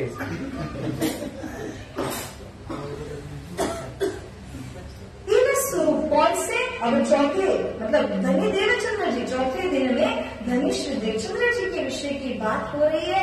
इन स्वरूप की जो बीतक है, अब लाला जी ने क्या कहा? जन्म से लेकर मैं आपको बताता हूँ। सो कहो आगे सैयनो, मुझे किनके आगे बताना है? मेरी धाम की जो सैया है, ब्रह्म सृष्टि साथी है, उनको मुझे बताना है। और बताने से पहले पूर्व भूमिका बांध करके क्या कहा? ये चर्चा सब ऊपर। अब जो चर्चा होने जा रही है, चर्चा रोज होती है, चर्चा जो है घर घर में होती है, लेकिन सभी चर्चाओं, सभी डिस्कशंस के परे ये चर्चा सब ऊपर। सब ऊपर क्यों कहा? क्योंकि ये स्वरूप कहाँ से आए? सबसे ऊपर से आए हैं, उनकी चर्चा भी सब ऊपर। तो ऐसे धनी देवचंद्र जी के विषय में अब यहाँ पर स्वामी श्री लालदास जी महाराज जी हमको बताते हैं। अब उनके बाल्यकाल के कुछ ऐसे प्रसंगों को हम श्रवण करते हैं जो बड़े अद्भुत, बड़े ही निराले हैं। प्यारे सुंदर साथ जी, 5 वर्ष की जब भय, अब उनकी उम्र कितनी हुई? तो 5 साल। 5 साल की उम्र में अब उनके अंदर कैसे कैसे प्रश्न आने लगे। 5 साल का बालक अच्छी तरह से कोई अपने पूरे रिलेटिव्स को भी नहीं जानता, माता पिता भाई बहन को जानता है, मगर सारे रिलेटिव्स को तक नहीं जानता। ऐसे में श्री देवचंद्र जी के अंदर ये प्रश्न क्या क्या उठने लगे। तब मन भरो विचार, मैं को यह जगत कहाँ वार कहाँ पार। ये प्रश्न जब तक आपके अंदर नहीं उठते हैं, तब तक हम एक ऑर्डिनरी ह्यूमन बीइंग बन करके रात हुई दिन हुआ, दिन हुई रात हुआ, यही जिंदगी पूरी कर लेते हैं। लेकिन अगर ये प्रश्न उठ जाएगा तो उसकी क्रांति आपको जीने नहीं देगी। देवचंद्र जी के अंदर भी यही प्रश्न उठे, मैं कौन हूं? यहाँ पर जो मेरा नाम है, क्या मैं वही हूं कि मैं कुछ और ही हूं? क्या मेरी कोई अलग आइडेंटिटी है? ये जगत, ये संसार, ये क्या किसने बनाया? वार कहाँ, यानी किनारा बोलते हैं ना, जैसे सागर के दो किनारे हैं, संसार के दो किनारों में से वार और वार, तो वार कहाँ पार कहाँ, ये सारी चीजें केवल कौन सी उम्र में आने लगी, 5 साल की उम्र में। साथ जी समझिए, क्योंकि इतना शुद्ध जीव है और इसने इतनी तपस्या पहले की है। आप देखिए संसार के अंदर नारद, ध्रुव, प्रहलाद 5 साल की उम्र में उन्होंने भगवान प्राप्ति के लिए कैसे कैसे तप किए, मगर वो पहले के युगों में आए थे, देवचंद्र जी कलयुग में पधारे हैं। तो 5 साल की उम्र में ऐसे ऐसे जटिल प्रश्न जो बड़े बड़े सन्यासी योगियों को भी नहीं सूझते होंगे, ऐसे प्रश्न यहाँ पर उनके अंदर में उजागर होने लगे। आश्चर्य लगता है ना। आप लोग रियलिटी शोज में देखते होंगे कि कितने छोटे बच्चे ऐसे ऐसे गाने गाते हैं, ऐसे ऐसे म्यूजिकल इंस्ट्रूमेंट्स प्ले कर लेते हैं, ऐसी ऐसी बातें, वो जीनियस होते हैं, वो कौन कौन सी बातें करते हैं और कितने स्टाइल से करते हैं। हमें लगता है कि अब तो उनके आगे कुछ भी नहीं है, मगर ये क्यों होता है, वो पूर्व संस्कार से होता है। उसने पूर्व जन्म के अंदर जो किया है उस साधना के फल से होता है। गीता में भी ये वर्णन किया गया है। अर्जुन ने पूछा श्री कृष्ण जी से, हे कृष्ण, अगर कोई साधना कर रहा है, अभी तक अपने लक्ष्य तक नहीं पहुंचा, उसका जन्म पूरा हुआ, उम्र पूरी हो गई, तो उसने की हुई सारी साधना तो पानी हो गई ना। अर्जुन पूछ रहे हैं, श्री कृष्ण कहते हैं, हे अर्जुन, ऐसा नहीं है। इस जन्म के अंदर आपने जहां तक साधना की, उसी पॉइंट से अगले जन्म की साधना शुरू होती है। It gets carried forward. तो ऐसा नहीं है कि इस जन्म में की हुई साधना आपकी फेल बर्बाद हो गई, की हुई मेहनत कभी बर्बाद नहीं जाती, वो कैरी फॉरवर्ड होके आगे के जन्म में जाती है, वहीं से आपकी साधना शुरू हो जाती है। तो इसी प्रकार से धन्य देवचंद्र जी के अंदर वो जो देवापी का जीव है, वो इतना पाक, इतना पवित्र है कि उस पवित्रता की, शुद्धता के कारण से उनको ऐसे ऐसे प्रश्न केवल 5 साल की उम्र में आने लगे। वो भी आज से 400 साढ़े 400 साल पहले की ये 5 साल की उम्र है। तो सुंदर जी, प्रथम ही मन यह उपजी जगते भय उदास, पुण्य तथा साधु जहाँ बैठे तिनके पास। मन में उदासीनता आने लगी। बच्चे खेलते हैं पर इनको खेलने का कोई मन ही नहीं होता। इनको क्या लगता है, पुण्य कथा सुनने मिल जाए, सत्संग सुनने मिल जाए, साधु मिल जाए, तो वहां उनके सानिध्य में मैं बैठ जाऊं।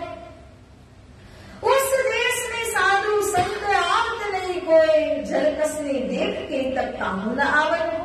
पर ये देश है मारवाड़, और इस मारवाड़ देश के अंदर जल की कसनी है, स्कैसिटी है, और उस कमी की वजह से कोई साधु संत आना ही नहीं चाहते।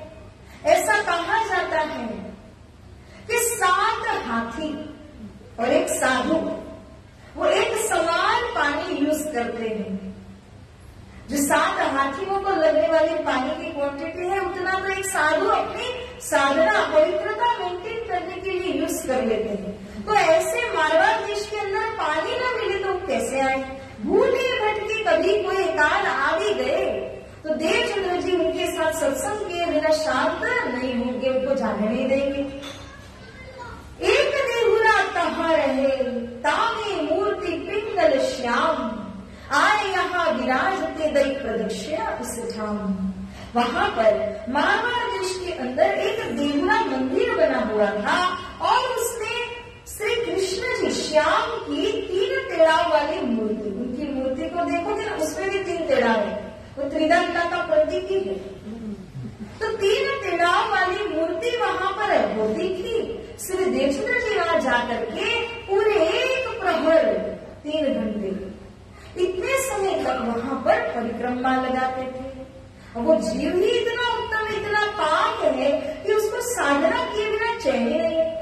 उसको आगे जब तक सीढ़ी नहीं मिल जाती, वो शांत होने वाला नहीं है। ले लौटा घर से चले, दंत धारण के काज, शुद्ध आकार करके फिरे, आवे ना मन में लाज। 5 साल उनकी उम्र कितनी?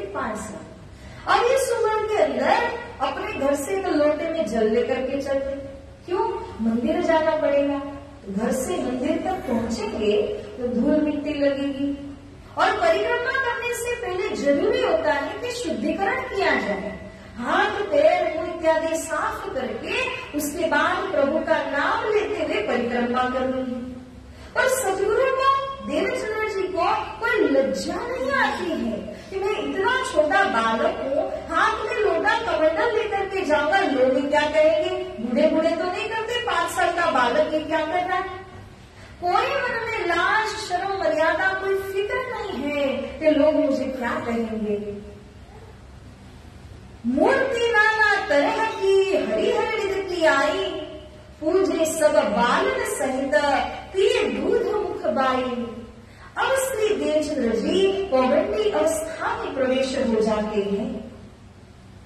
5 साल से आगे बढ़ गए, 7 साल से लेकर के 10 साल की उम्र के बीच में ऐसे कई चीजें उनके जीवन में होने लगी। वित्तकार यहाँ पर बताते हैं, एक मंदिर के अंदर अलग अलग प्रकार की मूर्तियां थी। किनकी मूर्ति? हरिहर विधि, हरि यानी विष्णु भगवान, हरि यानी महादेव जी, और विधि यानी ब्रह्मा जी। तो ये तीनों देवों की मूर्तियां भी थी, अन्य देवी देवताओं की मूर्ति वहां पे बनी हुई थी। तो बालकों के साथ में श्री देवचंद्र जी उस मंदिर के अंदर प्रवेश हुए, और वहां जाकर के जो बालक थे उनके पास में कमंडल या कोई बर्तन के अंदर दूध था। अब वो सभी तो घर से दूध लेकर के आए थे, तो उन्होंने सबने जाकर के, कोई प्रथा होगी मारवाड़ देश की, तो मूर्तियों को दूध पिलाना शुरू किया। अब वो तो मूर्ति है, तो दूध डालेंगे तो कहाँ जाएगा? सब बाहर लुढ़क जाएगा। लेकिन जब श्री देवचंद्र जी ने यह देख करके, उनके पास तो कमंडल में जल था, और थोड़ा दूध लिया और दूध पिलाने लगे मूर्तियों को, तब पिए दूध मुख बाई।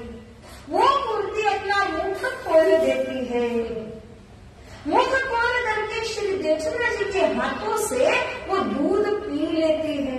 बालक तो देख करके अचंभित ही हो गए। अरे हम जब दूध पिला रहे थे तो बाहर वो दूध फिसल रहा था, लेकिन देवचंद्र जी के हाथ में दूध का लोटा क्या आया, मूर्ति ने मुंह खोल करके सारा दूध पी लिया, कुछ भी बाहर नहीं गिरा। बहुत आश्चर्यचकित हुए बालक, और घर में जाकर के माता पिता सबसे कहने लगे, देखो आज ऐसी लीला हुई, आज ऐसी लीला हुई। लेकिन कोई मानता नहीं। कौन माने?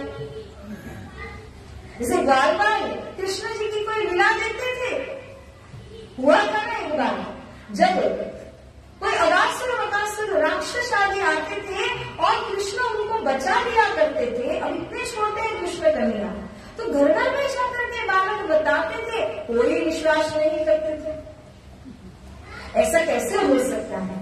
वैसे ही देवचंद्र जी के पुण्य प्रताप से वो मूर्तियां को खोल करके दूध पीती तो है, मगर कोई उनकी बात का विश्वास नहीं करते हैं।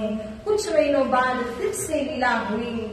देवपालनाथ के मठ शक्ति के बाम, सब प्रत्यक्ष खेड़ी बालक है जी ठाम।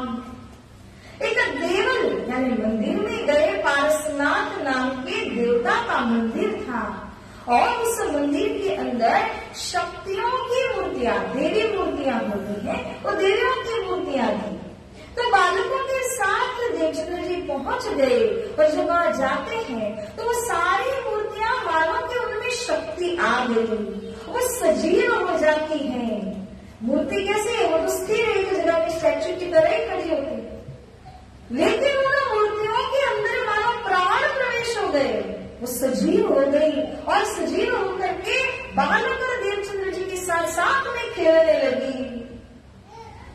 यह देख करके भी बड़ा आश्चर्य हुआ, देवचंद्र जी को भी आश्चर्य लगता है कि क्या लीला हो रही है। बालकों को भी लगता है कि क्या लीला हो रही है, कुछ समझ में नहीं आ रहा। घर पे जाकर बताते, उसका भी कोई जवाब नहीं देते, कोई विश्वास ही नहीं करते। एक दिन अब और आगे कुछ महीनों के बाद एक और लीला हुई। एक दिवस ऋषि बदन से सहित बाल कर जाए, देख प्रेत बहु भात के फूल अंग रमाए। रात्रि निशी मतलब रात्रि का समय, वन में गए। जब वन में जाते हैं तो वन को क्रॉस करके जो मरुभूमि बनी हुई होती है, जो सुनसान वीरान इलाका है, वहां पर मारवाड़ देश के जितने भी मृतक लोग होते हैं उनके शरीर को जलाया जाता है। तो ऐसी जो क्या कहे मरुभूमि की तरह सुनसान जमीन थी, वहां पर देवचंद्र जी और बालक खेलते खेलते दूर के दूर निकल गए, पहुंच गए। उनको अंदाजा नहीं था कि वापस आने से पहले अंधेरा हो जाएगा। अब अंधेरा भी हो रहा है, डर भी लग रहा है, क्योंकि वहां पर कई प्रकार के भूत प्रेत पिशाच अलग अलग प्रकार के सब बालकों के सामने आ गए। आकर के सभी ने देवचंद्र जी और बालकों को घेर लिया।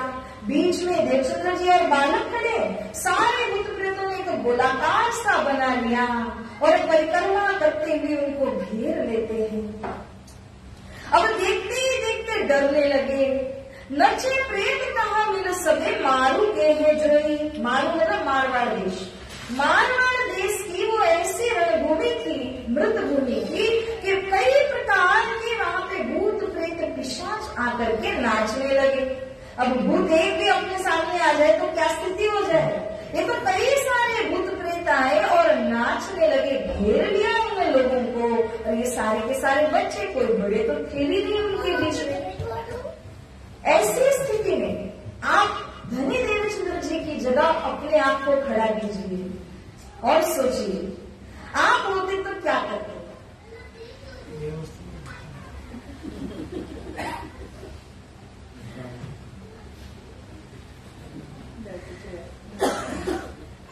जब कोई अटैक करने वाला होता है तो हम क्या करेंगे?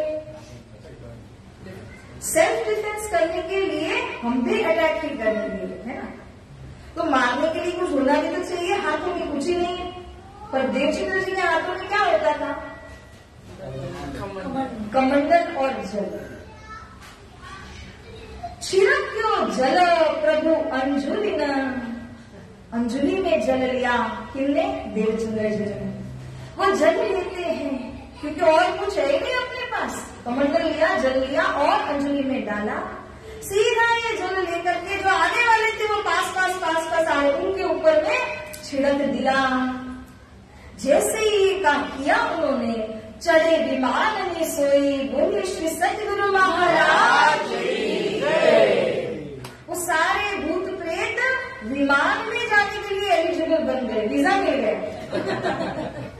कैसे हुआ? तो यहाँ पर कहते हैं उत्तम लोग सभी गए, विस्मय गए जो आप। ये सारे भूत प्रेत तुरंत के तुरंत प्रभु के अंजलि से जो जल लगा, वो जल उनके ऊपर छिड़कने के कारण से सबके सब देवयोनि में परिवर्तित हो गए। भूत प्रेत में से डायरेक्ट देवयोनि में परिवर्तित हुए। उत्तम लोग सदे गए।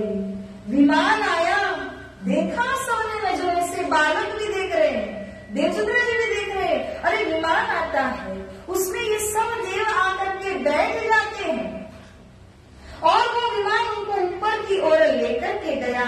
उनकी तो मुक्ति हो गई। अब गणेश जी देवचंद्र जी स्वयं विचार कर रहे हैं, अरे को प्रभु में उर में बसे।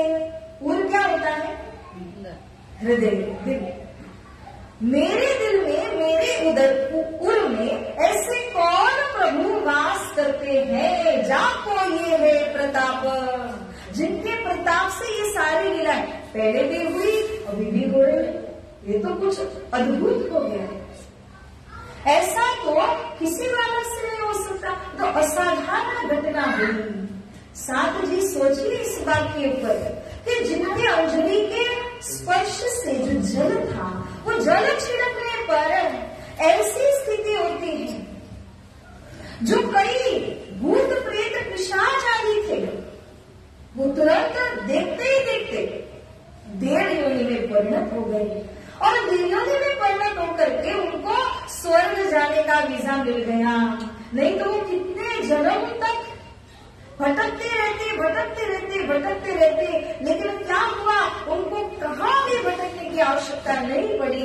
अब उनको देर तक मिला, वो सीधे स्वर्ग को निकल गए। तो ये सब किनके प्रभाव से हुआ? सतगुरु स्वरूप के अंजलि के जल में इतनी ताकत थी। सोचो, जब उनके जल में इतनी शक्ति है तो इन स्वरूप में कितनी शक्ति होगी। और उन स्वरूप की वितक को यहाँ पर हम आप श्रवण कर रहे हैं। तो सुंदर साथ जी, इसीलिए यहाँ पर वितककार ने एक और बात कही, मोहमते लघु दीर्घ क्यों ले चित में धार, जैसे मूर्ति कंठ की चली समुद्र को पार। जितना वर्णन हो रहा है वितककार कर रहे हैं, वो एक बात साफ साफ कहते हैं यहाँ पर हमसे कि मेरी मति बहुत छोटी सी है। सदगुरु की वितक समुद्र के समान है और इस समुद्र को पार करना वो मेरे लिए असंभव है। एक नमक से बनी हुई गुड़िया सोच ले कि मुझे इस समुद्र में छलांग मार करके दूसरे किनारे जाना है, वहां की खबर लेके वापस आना है। क्यों नहीं? क्योंकि वो समुद्र में जाते पिघल जाएगी, सॉल्ट डॉल है और नमक तो पिघल ही जाएगा। वैसे ही वितककार भी वही बात कह रहे हैं कि मैं तो वर्णन करने की जगह में हूँ, मगर मेरी भी दशा उसी सॉल्ट डॉल की तरह है, नमक की गुड़िया की तरह है। सदगुरु की वितक कितनी विशाल और मेरी मति कितनी छोटी सी, अब मैं कैसे वर्णन करूं सुंदर साथ जी। पर एक बात समझ लेना यहाँ इस प्रसंग के द्वारा, यहाँ जश पढ़े सुने जो सीखे, हित सो जीव में धारे, जम की त्रास ताहि नहीं कब हूँ, दोनों पक्षों को तारे। बोली श्री सदगुरु महाराज की जय। जो भी इस वितक को, सदगुरु की प्रेरणा जी की वितक को सुन रहे हैं, पढ़े सुने और सीखे, कुछ भी कर लो या सब कुछ सब साथ में कर लो, तो जो भी इस लीला को अपने चित्त में धारण कर रहे हैं, जम की त्रास, जम कौन है? जम किसको कहा? यमराज, जो पाप के दंड को देता है, पनिश करता है, यमराज। तो यम की त्रास तारी नहीं कब, उनको तो स्वप्न में भी यमराज नहीं आ सकता। लेने तो क्या आ सकता है? स्वप्न में भी यमराज नहीं फिर सकता है। और तो और उसके अंदर किनकी बात हो रही है? जो पढ़े सुने और सीखे, सदगुरु की इस विक्रम गाथा को जो सुनते पढ़ते सीखते, उनके विषय में आप लोग सब क्या कर रहे हैं? श्रवण है। अगर आपने इसको दिल में धारण किया तो ये अपने ऊपर भी लागू हो जाएगा। और क्या बोल रहे हैं? दोनों पक्ष को तारे, माता और पिता दोनों पक्ष के अंदर जो आत्मा इस तरह भूत प्रेत आदि बन गई होगी ना, उनका भी तरण तारण आपसे हो जाएगा। ऐसे वक्त से हो जाएगा जो सतगुरु की इस विक्रम गाथा को श्रवण करते हैं, सुनते, लिखते या फिर मनन करते हैं। तो जब वो भक्त में ऐसी ताकत है, जिसने वितक को सुना, उस भक्त में इतनी ताकत है, तो जिन स्वरूप की वितक को आप सुन रहे हो, उस स्वरूप में क्या ताकत है सुंदर साथ जी? इसका अनुमान कैसे लगा सकते हैं? हाउ कैन यू जज? मगर वो जो इंफिनिट ताकत सदगुरु स्वरूप में है, इसका अंदाज लगाइए। अंदाज लगा करके आप अपने दिल में इसको धारण कीजिए, तब आपको समझ में आएगा कि ये वितक का कितना महत्व है। हम इसको एक कथा के रूप में नहीं सुन रहे, ये तो हमारे जीवन को परिणत कर देने वाली ऐसी चर्चा है सुंदर साजी। पूछत फिरे कि न देश में, अब श्री देशेंद्र जी की उम्र हो रही है 11 वर्ष। जब हमें वर्ष ज्ञान नाम तब मन उपज्यो विचार, मैं कौन कहाँ थे आइया कहाँ मेरो भरदार। 11 साल के धनी श्री देवचंद्र जी जब होते हैं तो मन में विचार आने लगा कि मैं कौन, मैं कहाँ से आया हूँ और मेरे भरदार मालिक कौन है, मेरे धनी कौन है। 5 साल की उम्र प्रश्न और अब का प्रश्न एडवांस लेवल पे आ चुका है। जैसे 10th स्टैंडर्ड का एक प्रश्न हो और उसके बाद पोस्ट ग्रेजुएट लेवल पे जाकर के जो प्रश्न आता है, अब वो धन्य चंद्र जी के अंदर सताने लगा। पूछत फिरे तीन देश में कहाँ है परमेश्वर, जिन सबको पैदा किया सो कहाँ है सब ऊपर। अब मारवाड़ देश उमरकोट में ही अभी तक है और सबको पूछते हैं, अरे वो परमेश्वर कौन है जिन्होंने सबको उत्पन्न किया, कोई मुझे बता दे, कोई मेरे साथ उनकी चर्चा करे। इस तरह से पूछने लगे। कोई कहे वह घट घट है व्यापक संसार। शायद कोई साधु सन्यासी आ मिले जो वेदांती थे, उन्होंने क्या कहा, अरे परमात्मा वो तो घट घट में है, आपके और मेरे रोम रोम में है, पृथ्वी के कण कण में परमात्मा ही परमात्मा है, आप किनको ढूंढ रहे हो, सर्वव्यापी है। ऐसा करके जवाब दिया, लेकिन देवचंद्र जी को पूरी तरह से संतुष्टि नहीं मिलती। इन्हीं प्रकार दस एक पर भय परियो या ज्ञान, गुरु जिज्ञासा चित्त भई बिन गुरु के सो ज्ञान। 11 साल की उम्र में धन्य देवचंद्र जी के मन में प्रश्न आया कि मुझे अब गुरु करना चाहिए, क्योंकि गुरु के बिना कोई ज्ञान देगा नहीं, ज्ञान के बिना उजाला नहीं होगा। गुरु बिना ज्ञान न उपजे, गुरु बिना मिले न ध्येय, गुरु बिना संशय ना मिटे, जय जय जय गुरुदेव। इसीलिए संशय नहीं मिटते, भेद नहीं मिलते अगर गुरु ज्ञान की प्राप्ति न हो। आप सेल्फ स्टडी चाहे कितना भी कर लीजिए, लेकिन गुरु का दिया हुआ वो रहस्यपूर्ण ज्ञान जब तक नहीं मिलता, वहां तक आपको अंदर की सारगर्भित बातें वो नहीं मिल पाती। तो श्री देवचंद्र जी ने अब मन में विचार किया कि मुझको गुरु करने हैं। घर में खटपट रहे, मन में रहे बैराग, दुनी से वैर रहे, इन्हें देखने लगे आग। देवचंद्र जी की दशा विरक्त दशा है। परमात्मा को जब तक प्राप्त न कर लूं, न जान लूं, तब तक आत्मा को शांति दिव्यता नहीं मिल रही। इसलिए देवचंद्र जी और माता पिता के बीच में हमेशा खटपट चलती है। एक संतान है, माता पिता ने जो कहेंगे वो सब हाजिर करने को तैयार है, मगर कुछ मांगे तब। वो विरक्त दशा में उनको चाहिए परमात्मा, और माता पिता के पास में धन वैभव की कमी नहीं है, मगर वो संतान ही विरक्त है। तो खटपट चलती रहती है। माता पिता समझाते रहते हैं, हे देवचंद्र जी आप ये सब क्या एक साधु की तरह चल रहे हो, एक अच्छे इंसान की तरह सारी जो संपत्ति है वैभव उसको भोग करके चलिए। परंतु देवचंद्र जी उनके हाथ में नहीं आते, बल्कि माता पिता को देख करके आग जैसे दिल में प्रकट हो जाती है। दिल में लगता है मैं क्या करूं, मैं कहाँ जाऊं। दई सिखापन बहुत तू कर थके सब कोई, क्यों माने नहीं कहे समझावे सोए। माता पिता ने कोशिश की, दोस्तदारों से कहा, परिवारजनों से कहा, सबने देवचंद्र जी को समझाया, मगर वो समझने को राजी नहीं। उनके विरक्त मार्ग को छोड़ने को वो तैयार ही नहीं है। अब एक दिन ऐसा हुआ कि मधुमेहता पिताजी के साथ में वो कच्छ देश को गए। वो बड़े छोटे थे उस समय की बात, देवचंद्र जी को याद है।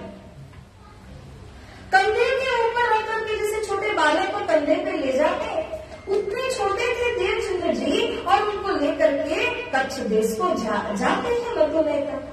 वहां पर हरिदास जी नाम के उनके गुरु थे। बहुत सारे साधु संत और भी थे, और मारवाड़ में इतने साधु संत तो 4 साल में ही नहीं आते हैं, जो वहां पे एक दिन में देखने को मिल गए। तो देवचंद्र जी को लगा कि क्यों ना मैं कच्छ जाऊं, वहां मुझे सत्संग करने मिलेगा, मेरे प्रश्नों का मुझे जवाब मिलेगा। उस समय वहां रुक जाते, लेकिन गुरुजी ने समझाया, माता पिता दुखी जग जाके, करम धर्म फोकट सब ताके। माता पिता को दुखी करके कोई साधना भक्ति करोगे तो फलीभूत नहीं होगी, चले जाओ वापस, करके भेज दिया।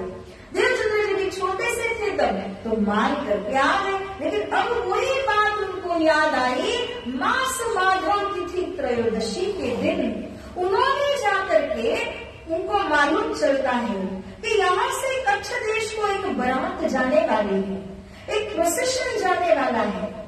खानो विवाह जात नृप को उस समय मारवाड़ के अंदर तलवार, जिसको खाड़ा कहते हैं, खाड़ा को विवाह करने की प्रथा चलती थी। मतलब राजकुमार और जो राजकुमारी है उन दोनों का जाहिरी विवाह नहीं होता था।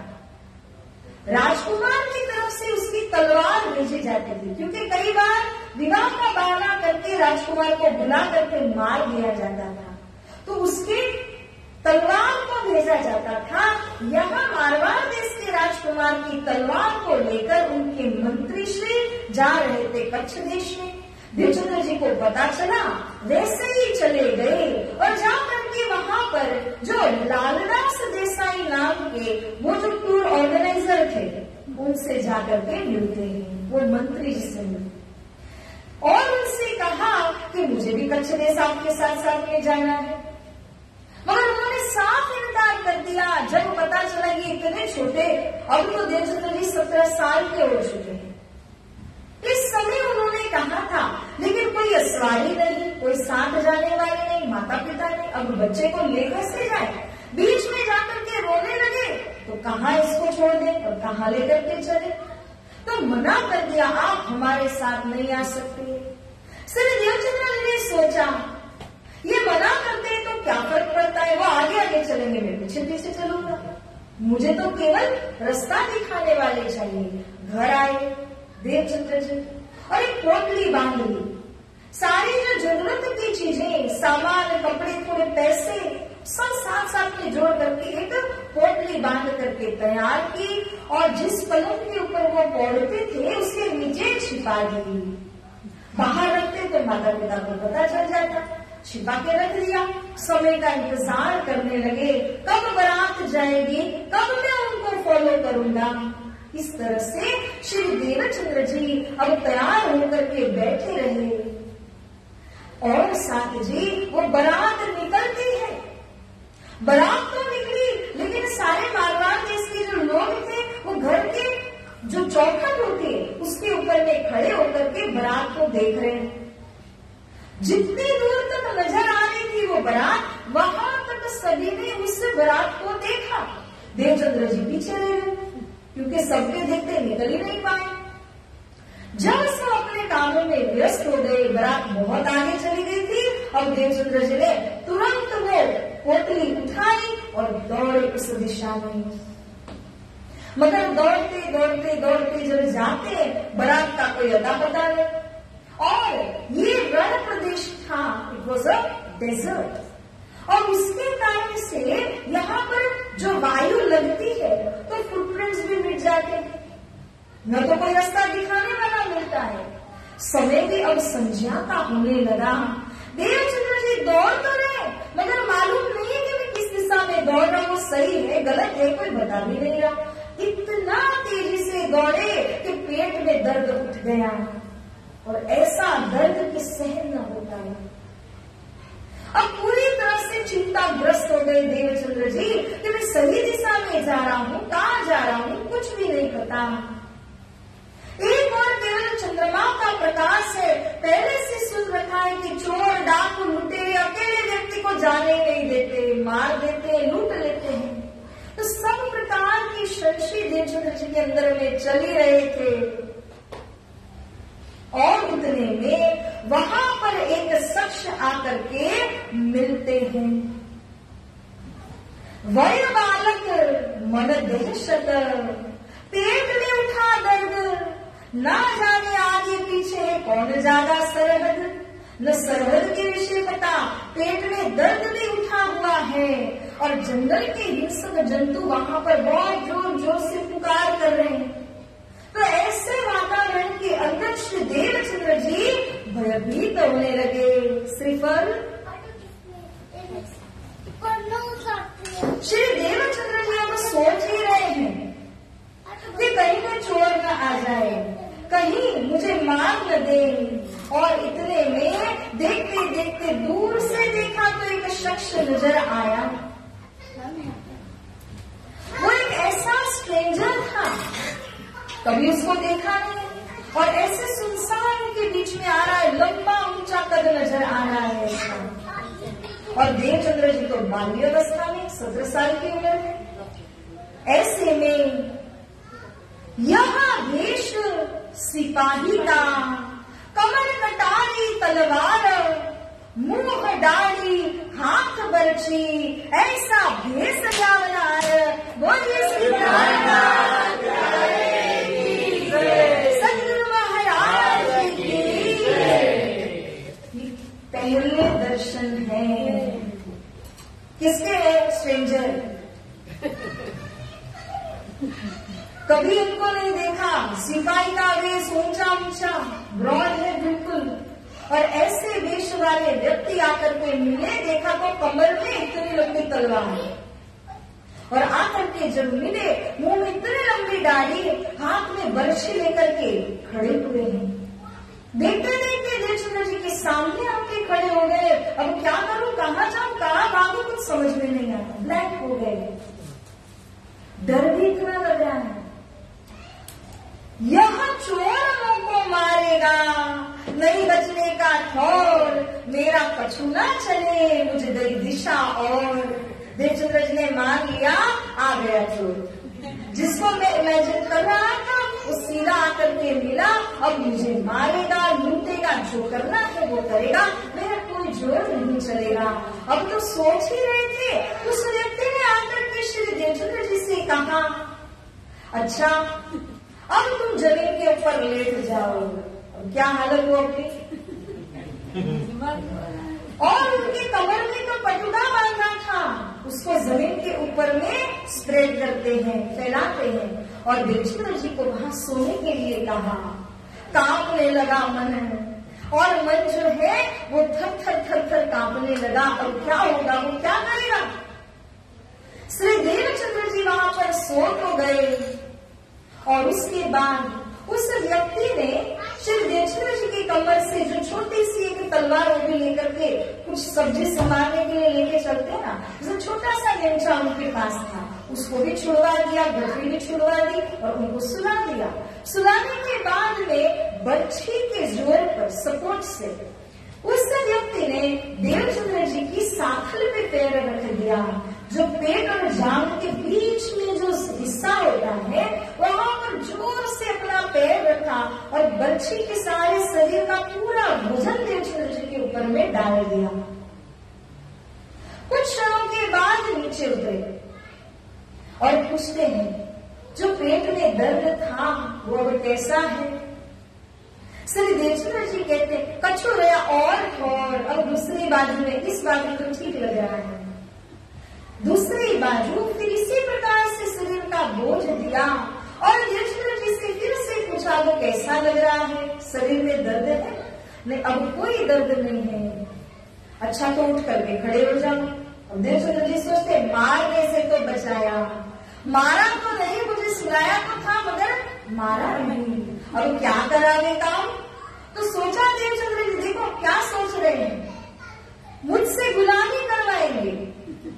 लोग ऐसा ही करते हैं ना, हाथ पैर कुछ कटवा करके उनसे भिक्षा मंगवाते हैं, या तो उनको स्लेव की तरह गुलामी करवाते हैं। तो देवचंद्र जी ने सोच लिया, अब ये ऐसा ही कुछ मेरे साथ में करने वाले, परंतु अब कोई ऑप्शन नहीं है, जो वो कहेंगे वो करना ही पड़ेगा।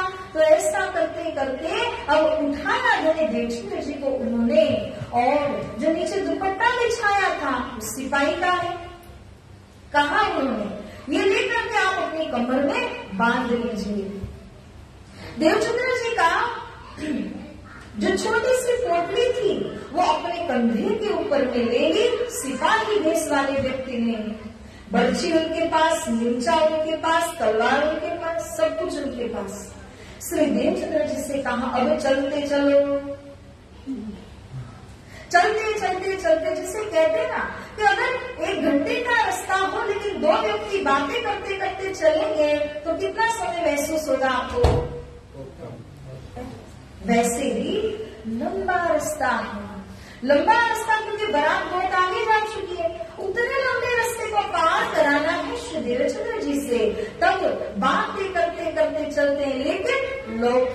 बातें पूछते हैं। आपके माता पिता कौन, आप कौन से गांव से कहाँ जा रहे हैं, ऐसी ऐसी बातें। वहाँ के राजा कौन, वो कैसे काम करते, मंत्री कौन, वो कैसे, ऐसी ऐसी लौकिक बातें पूछते पूछते बातें करते हुए रास्ता कटता जा रहा है। बेचुंदर जी जवाब देते जा रहे हैं और एक बात उन्होंने पूछी, कच्छ देश क्यों जाना चाहते हो? मेरे अंदर गुरु करने की इच्छा है। अच्छा, आप गुरु करना चाहते हैं तो एक बात सुन लीजिए, मंत्र गुरु, विद्या गुरु, माता पिता गुरु चारी, कुल पूज्य पुरोहित ज्येष्ठ बंधु, शत मतलब 6, शत गुरु ये निर्धारी। 6 प्रकार के गुरु है। कौन बोल रहा है ये? सिपाही। किससे? श्री देवचंद्र जी से कहते हैं कि देवचंद्र जी आपको गुरु करना है, मगर मैं आपको पहले ही कह रहा हूँ, क्यों? पहले से समझा दिया जाए तो काम आसान हो जाता है। तो इसी तरह श्री देवचंद्र जी से कहा कि 6 प्रकार के गुरु हैं, जैसे जो आपके कान फूंक करके दीक्षा देते हैं वो मंत्र गुरु, विद्या गुरु टीचर्स, कॉलेज के प्रोफेसर्स, माता पिता, माता 3rd नंबर, पिता 4था नंबर, क्योंकि सबसे पहले अगर कुछ करना सिखाया वो गुरु माँ। पिता का परिचय भी माँ ही कराती है, इसलिए पहले माता फिर पिता। तो तीसरे नंबर में माता हुई, चौथे में पिता हुए, वो भी गुरु है। कुल पूज्य पुरोहित, जो अपने कुल में एक पुरोहित ब्राह्मण आते हैं, वो पूजा वगैरह करते हैं, कर्म कांड करते हैं, वो भी तो गुरु ही है। अब कितने गुरु हैं? 6ठा ज्येष्ठ बंधु, जो अपने बड़े भाई हैं। पहले ऐसे ही था ना कि छोटे और बड़े भाई में बहुत एज गैप हुआ करता था, जिसके कारण वो बड़े भाई भी पिता के समान नजर आते थे, उनसे ऐसा ही गाइडेंस करने को मिलता था। तो वो जो ज्येष्ठ बंधु है वो भी आपके गुरु ही है। तो 6 गुरु का परिचय दिया और क्या कहा, इनमें से सतगुरु कौन है? आप बताइए, 6 में से सतगुरु कौन है?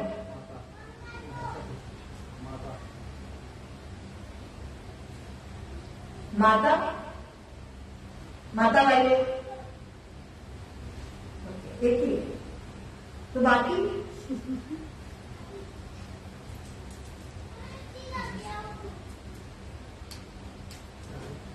माता और इसके अलावा के आंसर है 6 गुरु में से सतगुरु कौन है?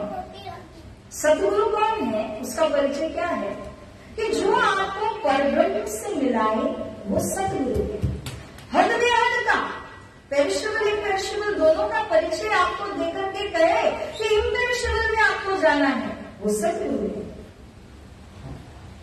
ये 6 में सतगुरु कौन है?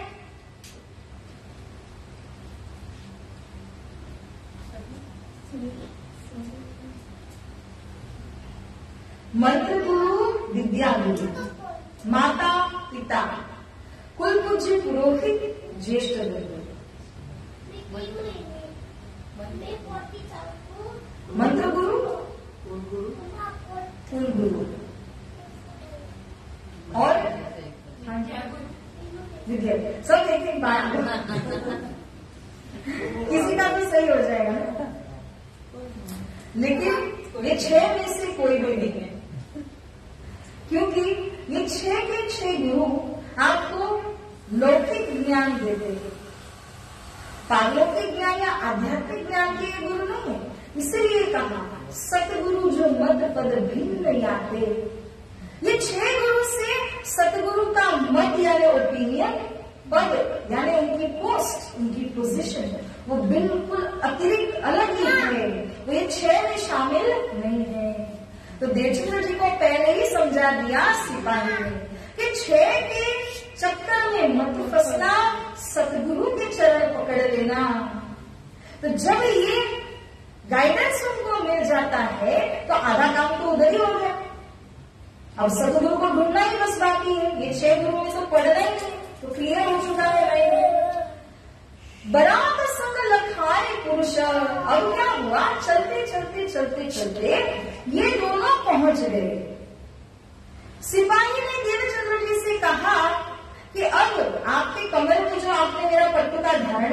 इसको खोलो, दे दो मुझे वापस ले लिया। उनकी गठरी उनको दे दी, छोटा नीमचा उनको दे दिया, सब एक्सचेंज हो गया। और फिर अब सिपाही देश वाले व्यक्ति क्या कहते हैं कि देखिए ये देवचंद्र जी बोल ही आपकी बारात। जैसे उंगली करके दिखाया, श्री देवचंद्र जी इतने उत्साह में थे कि तुरंत वहां पर उन्होंने देखा। देखते तो बारात, जो लोग इतने पहले निकले, पहले पहुंचे, उनके साथ साथ में पहुंच गया। इतना आश्चर्य लगा श्री देवचंद्र जी को। उसी के दूसरे क्षण में पीछे मुड़ करके देखते हैं, बारात संग लखाए पुरुष अदृश्य ही क्षण भयो। सतगुरु चकित चित विस्म जिय मम प्राणपति कहाँ गयो। बोले श्री सतगुरु महाराज तो सतगुरु ने देखा, देवचंद्र जी ने पीछे मुड़ करके देखा ना, तो वो पुरुष अदृश्य। अब एक क्षण के अंदर वो कहाँ जा सकते हैं? न कोई वृक्ष है कि जिसके आड़ में छिप जाए, कुछ ही नहीं है, डेजर्ट एरिया है। तो देखा, चौकों और नजर घुमाते कहीं नहीं मिले। अरे ये तो अदृश्य हो गए। तब समझ में आया, अच्छा ये तो मेरे प्राणपति थे, मेरी रक्षा करने वाले, जिनको मैं ढूंढ रहा हूं बचपन से, ये वही थे। पर मुझे समझ में नहीं आया। मैंने इनको क्या समझा? चोर, लुटेरा, डाकू, क्या नहीं समझा। देखो अज्ञान, धनी सामने है पर माया का पर्दा। इसीलिए श्री देवचंद्र जी अगर रोने लगे, मैं क्या करूं, मेरे हाथ में आए हुए धनी चले गए, मैं ढूंढ ही रहा था उनको, उन्होंने सभी बताया मगर मैं पहचान नहीं कर सका। भले अब कहाँ जाएंगे? बहुत रोने के बाद जब कुछ हासिल नहीं होता तो हम क्या सोचते हैं, अब कहाँ जाएंगे, मैं ढूंढ ही लूंगा, मगर कितने सालों के बाद अब मिलेंगे। तो साथ जी ये समय का चक्कर है। एक बार अगर हाथ से स्लिप हो जाए ना अवसर, बहुत सालों के बाद में छींटे पड़ते हैं। फिर कब पड़े या ना पड़े कुछ पता नहीं। इसलिए जब समय में जो काम होता है उसे अवश्य कर लेना चाहिए। बार बार ऐसा मौका नहीं आता। तो सुंदरसार जी इस संदर्भ में यहाँ पर सतगुरु श्री देवचंद्र जी रुदन करते, सोचते हैं भले अब कहाँ जाएंगे, मैं उनको नहीं देख पा रहा हूँ तो क्या हुआ, वो तो मुझे देख रहे हैं। ये तो प्रमाणित हो चुका है कि पल पल वो मेरे साथ। एक क्षण में जब उन्होंने मुझको नहीं देखा हो, वो हर पल मुझको देख रहे।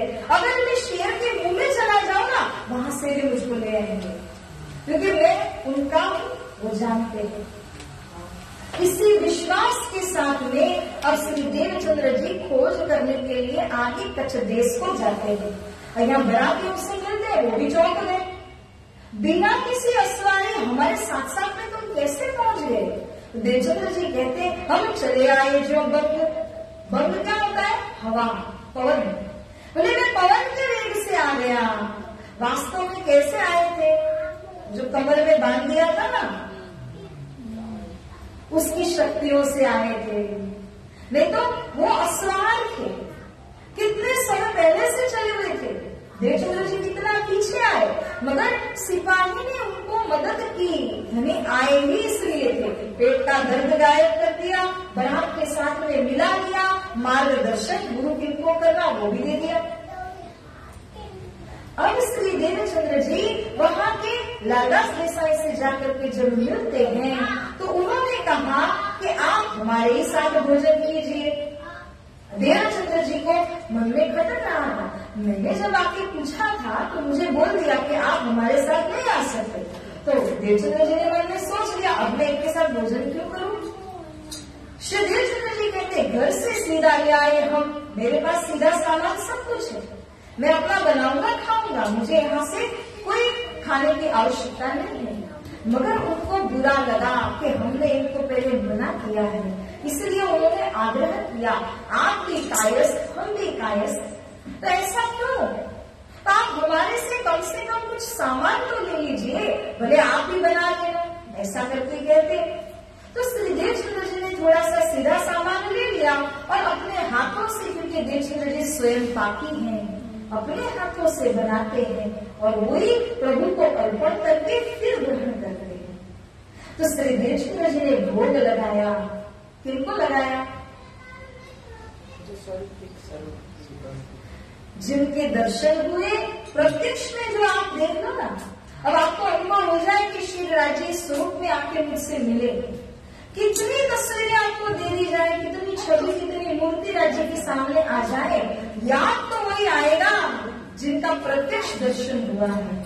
वैसे ही धनी देवचंद्र जी ने सिपाही वेश वाले व्यक्ति को याद किया और अब उनको स्मरण करके भोग लगाते हैं, प्रसादी लेते हैं, आराम करते हैं, फिर चलने का समय होता है। क्योंकि हर बार हम क्या करते हैं, ब्रेक जर्नी होती है, तो ब्रेक जर्नी करने के लिए यहाँ पर डेरा डाला गया था, अब आगे बढ़ना है। तो लाला देसाई ने वहाँ पे पूछ लिया, इस रूट पे कितने जने हैं? 4 जने। इस रूट पे कितने जने हैं? 4 जने। तो किसी एक रूट के ऊपर जहाँ पर उनको बिठाया जा सकता था, वहाँ पर श्री देवचंद्र जी को बिठाया और अब यहाँ से बारात कच्छ देश को जाती है। इन भात श्री देवचंद्र जी आए पहुंचे कच्छ में, गए लोग अपने ठौर आप लगे खोज में। सुंदर साथ जी, इस तरह 4-5 दिन की सफर थी कच्छ देश जाने के लिए। तो धनी देवचंद्र जी ने वो पूरा सफर तय किया और फिर अंतिम में जाकर के वहाँ पर मिलते हैं। वो लोग आए थे विवाह प्रसंग से, तो वो लोग अपने विवाह के अंदर सम्मिलित हुए और यहाँ धनी देवचंद्र जी अपने खोज के कार्य में लगते हैं। किनकी खोज करनी है? गुरु की करनी है, परमात्मा की करनी है। सदगुरु संग करतार, सदगुरु मिल गए तो सदगुरु के संग कौन है? करतार, यानी कि परब्रह्म है। तो इनकी खोज करने के लिए अब कच्छ देश में आप पहुंचे धनी देवचंद्र जी। अब सुंदर साथ जी कैसे खोज करते हैं, कहाँ जाते हैं, ये सारी बातें अब आने वाले रोज श्रवण करेंगे। श्री देवचंद्र जी की मेहनत से प्रसन्न होकर के पुनः उनको दर्शनों की प्राप्ति होती है, प्रसादी मिलती है। कौन सी? उसका प्रसंग धनी की कृपा से आने वाले रोज हम लोग श्रवण करेंगे। तो सुंदर साथ जी अब यहीं पर नजर को विराम देते हैं। क्या करें, समय हो रहा है।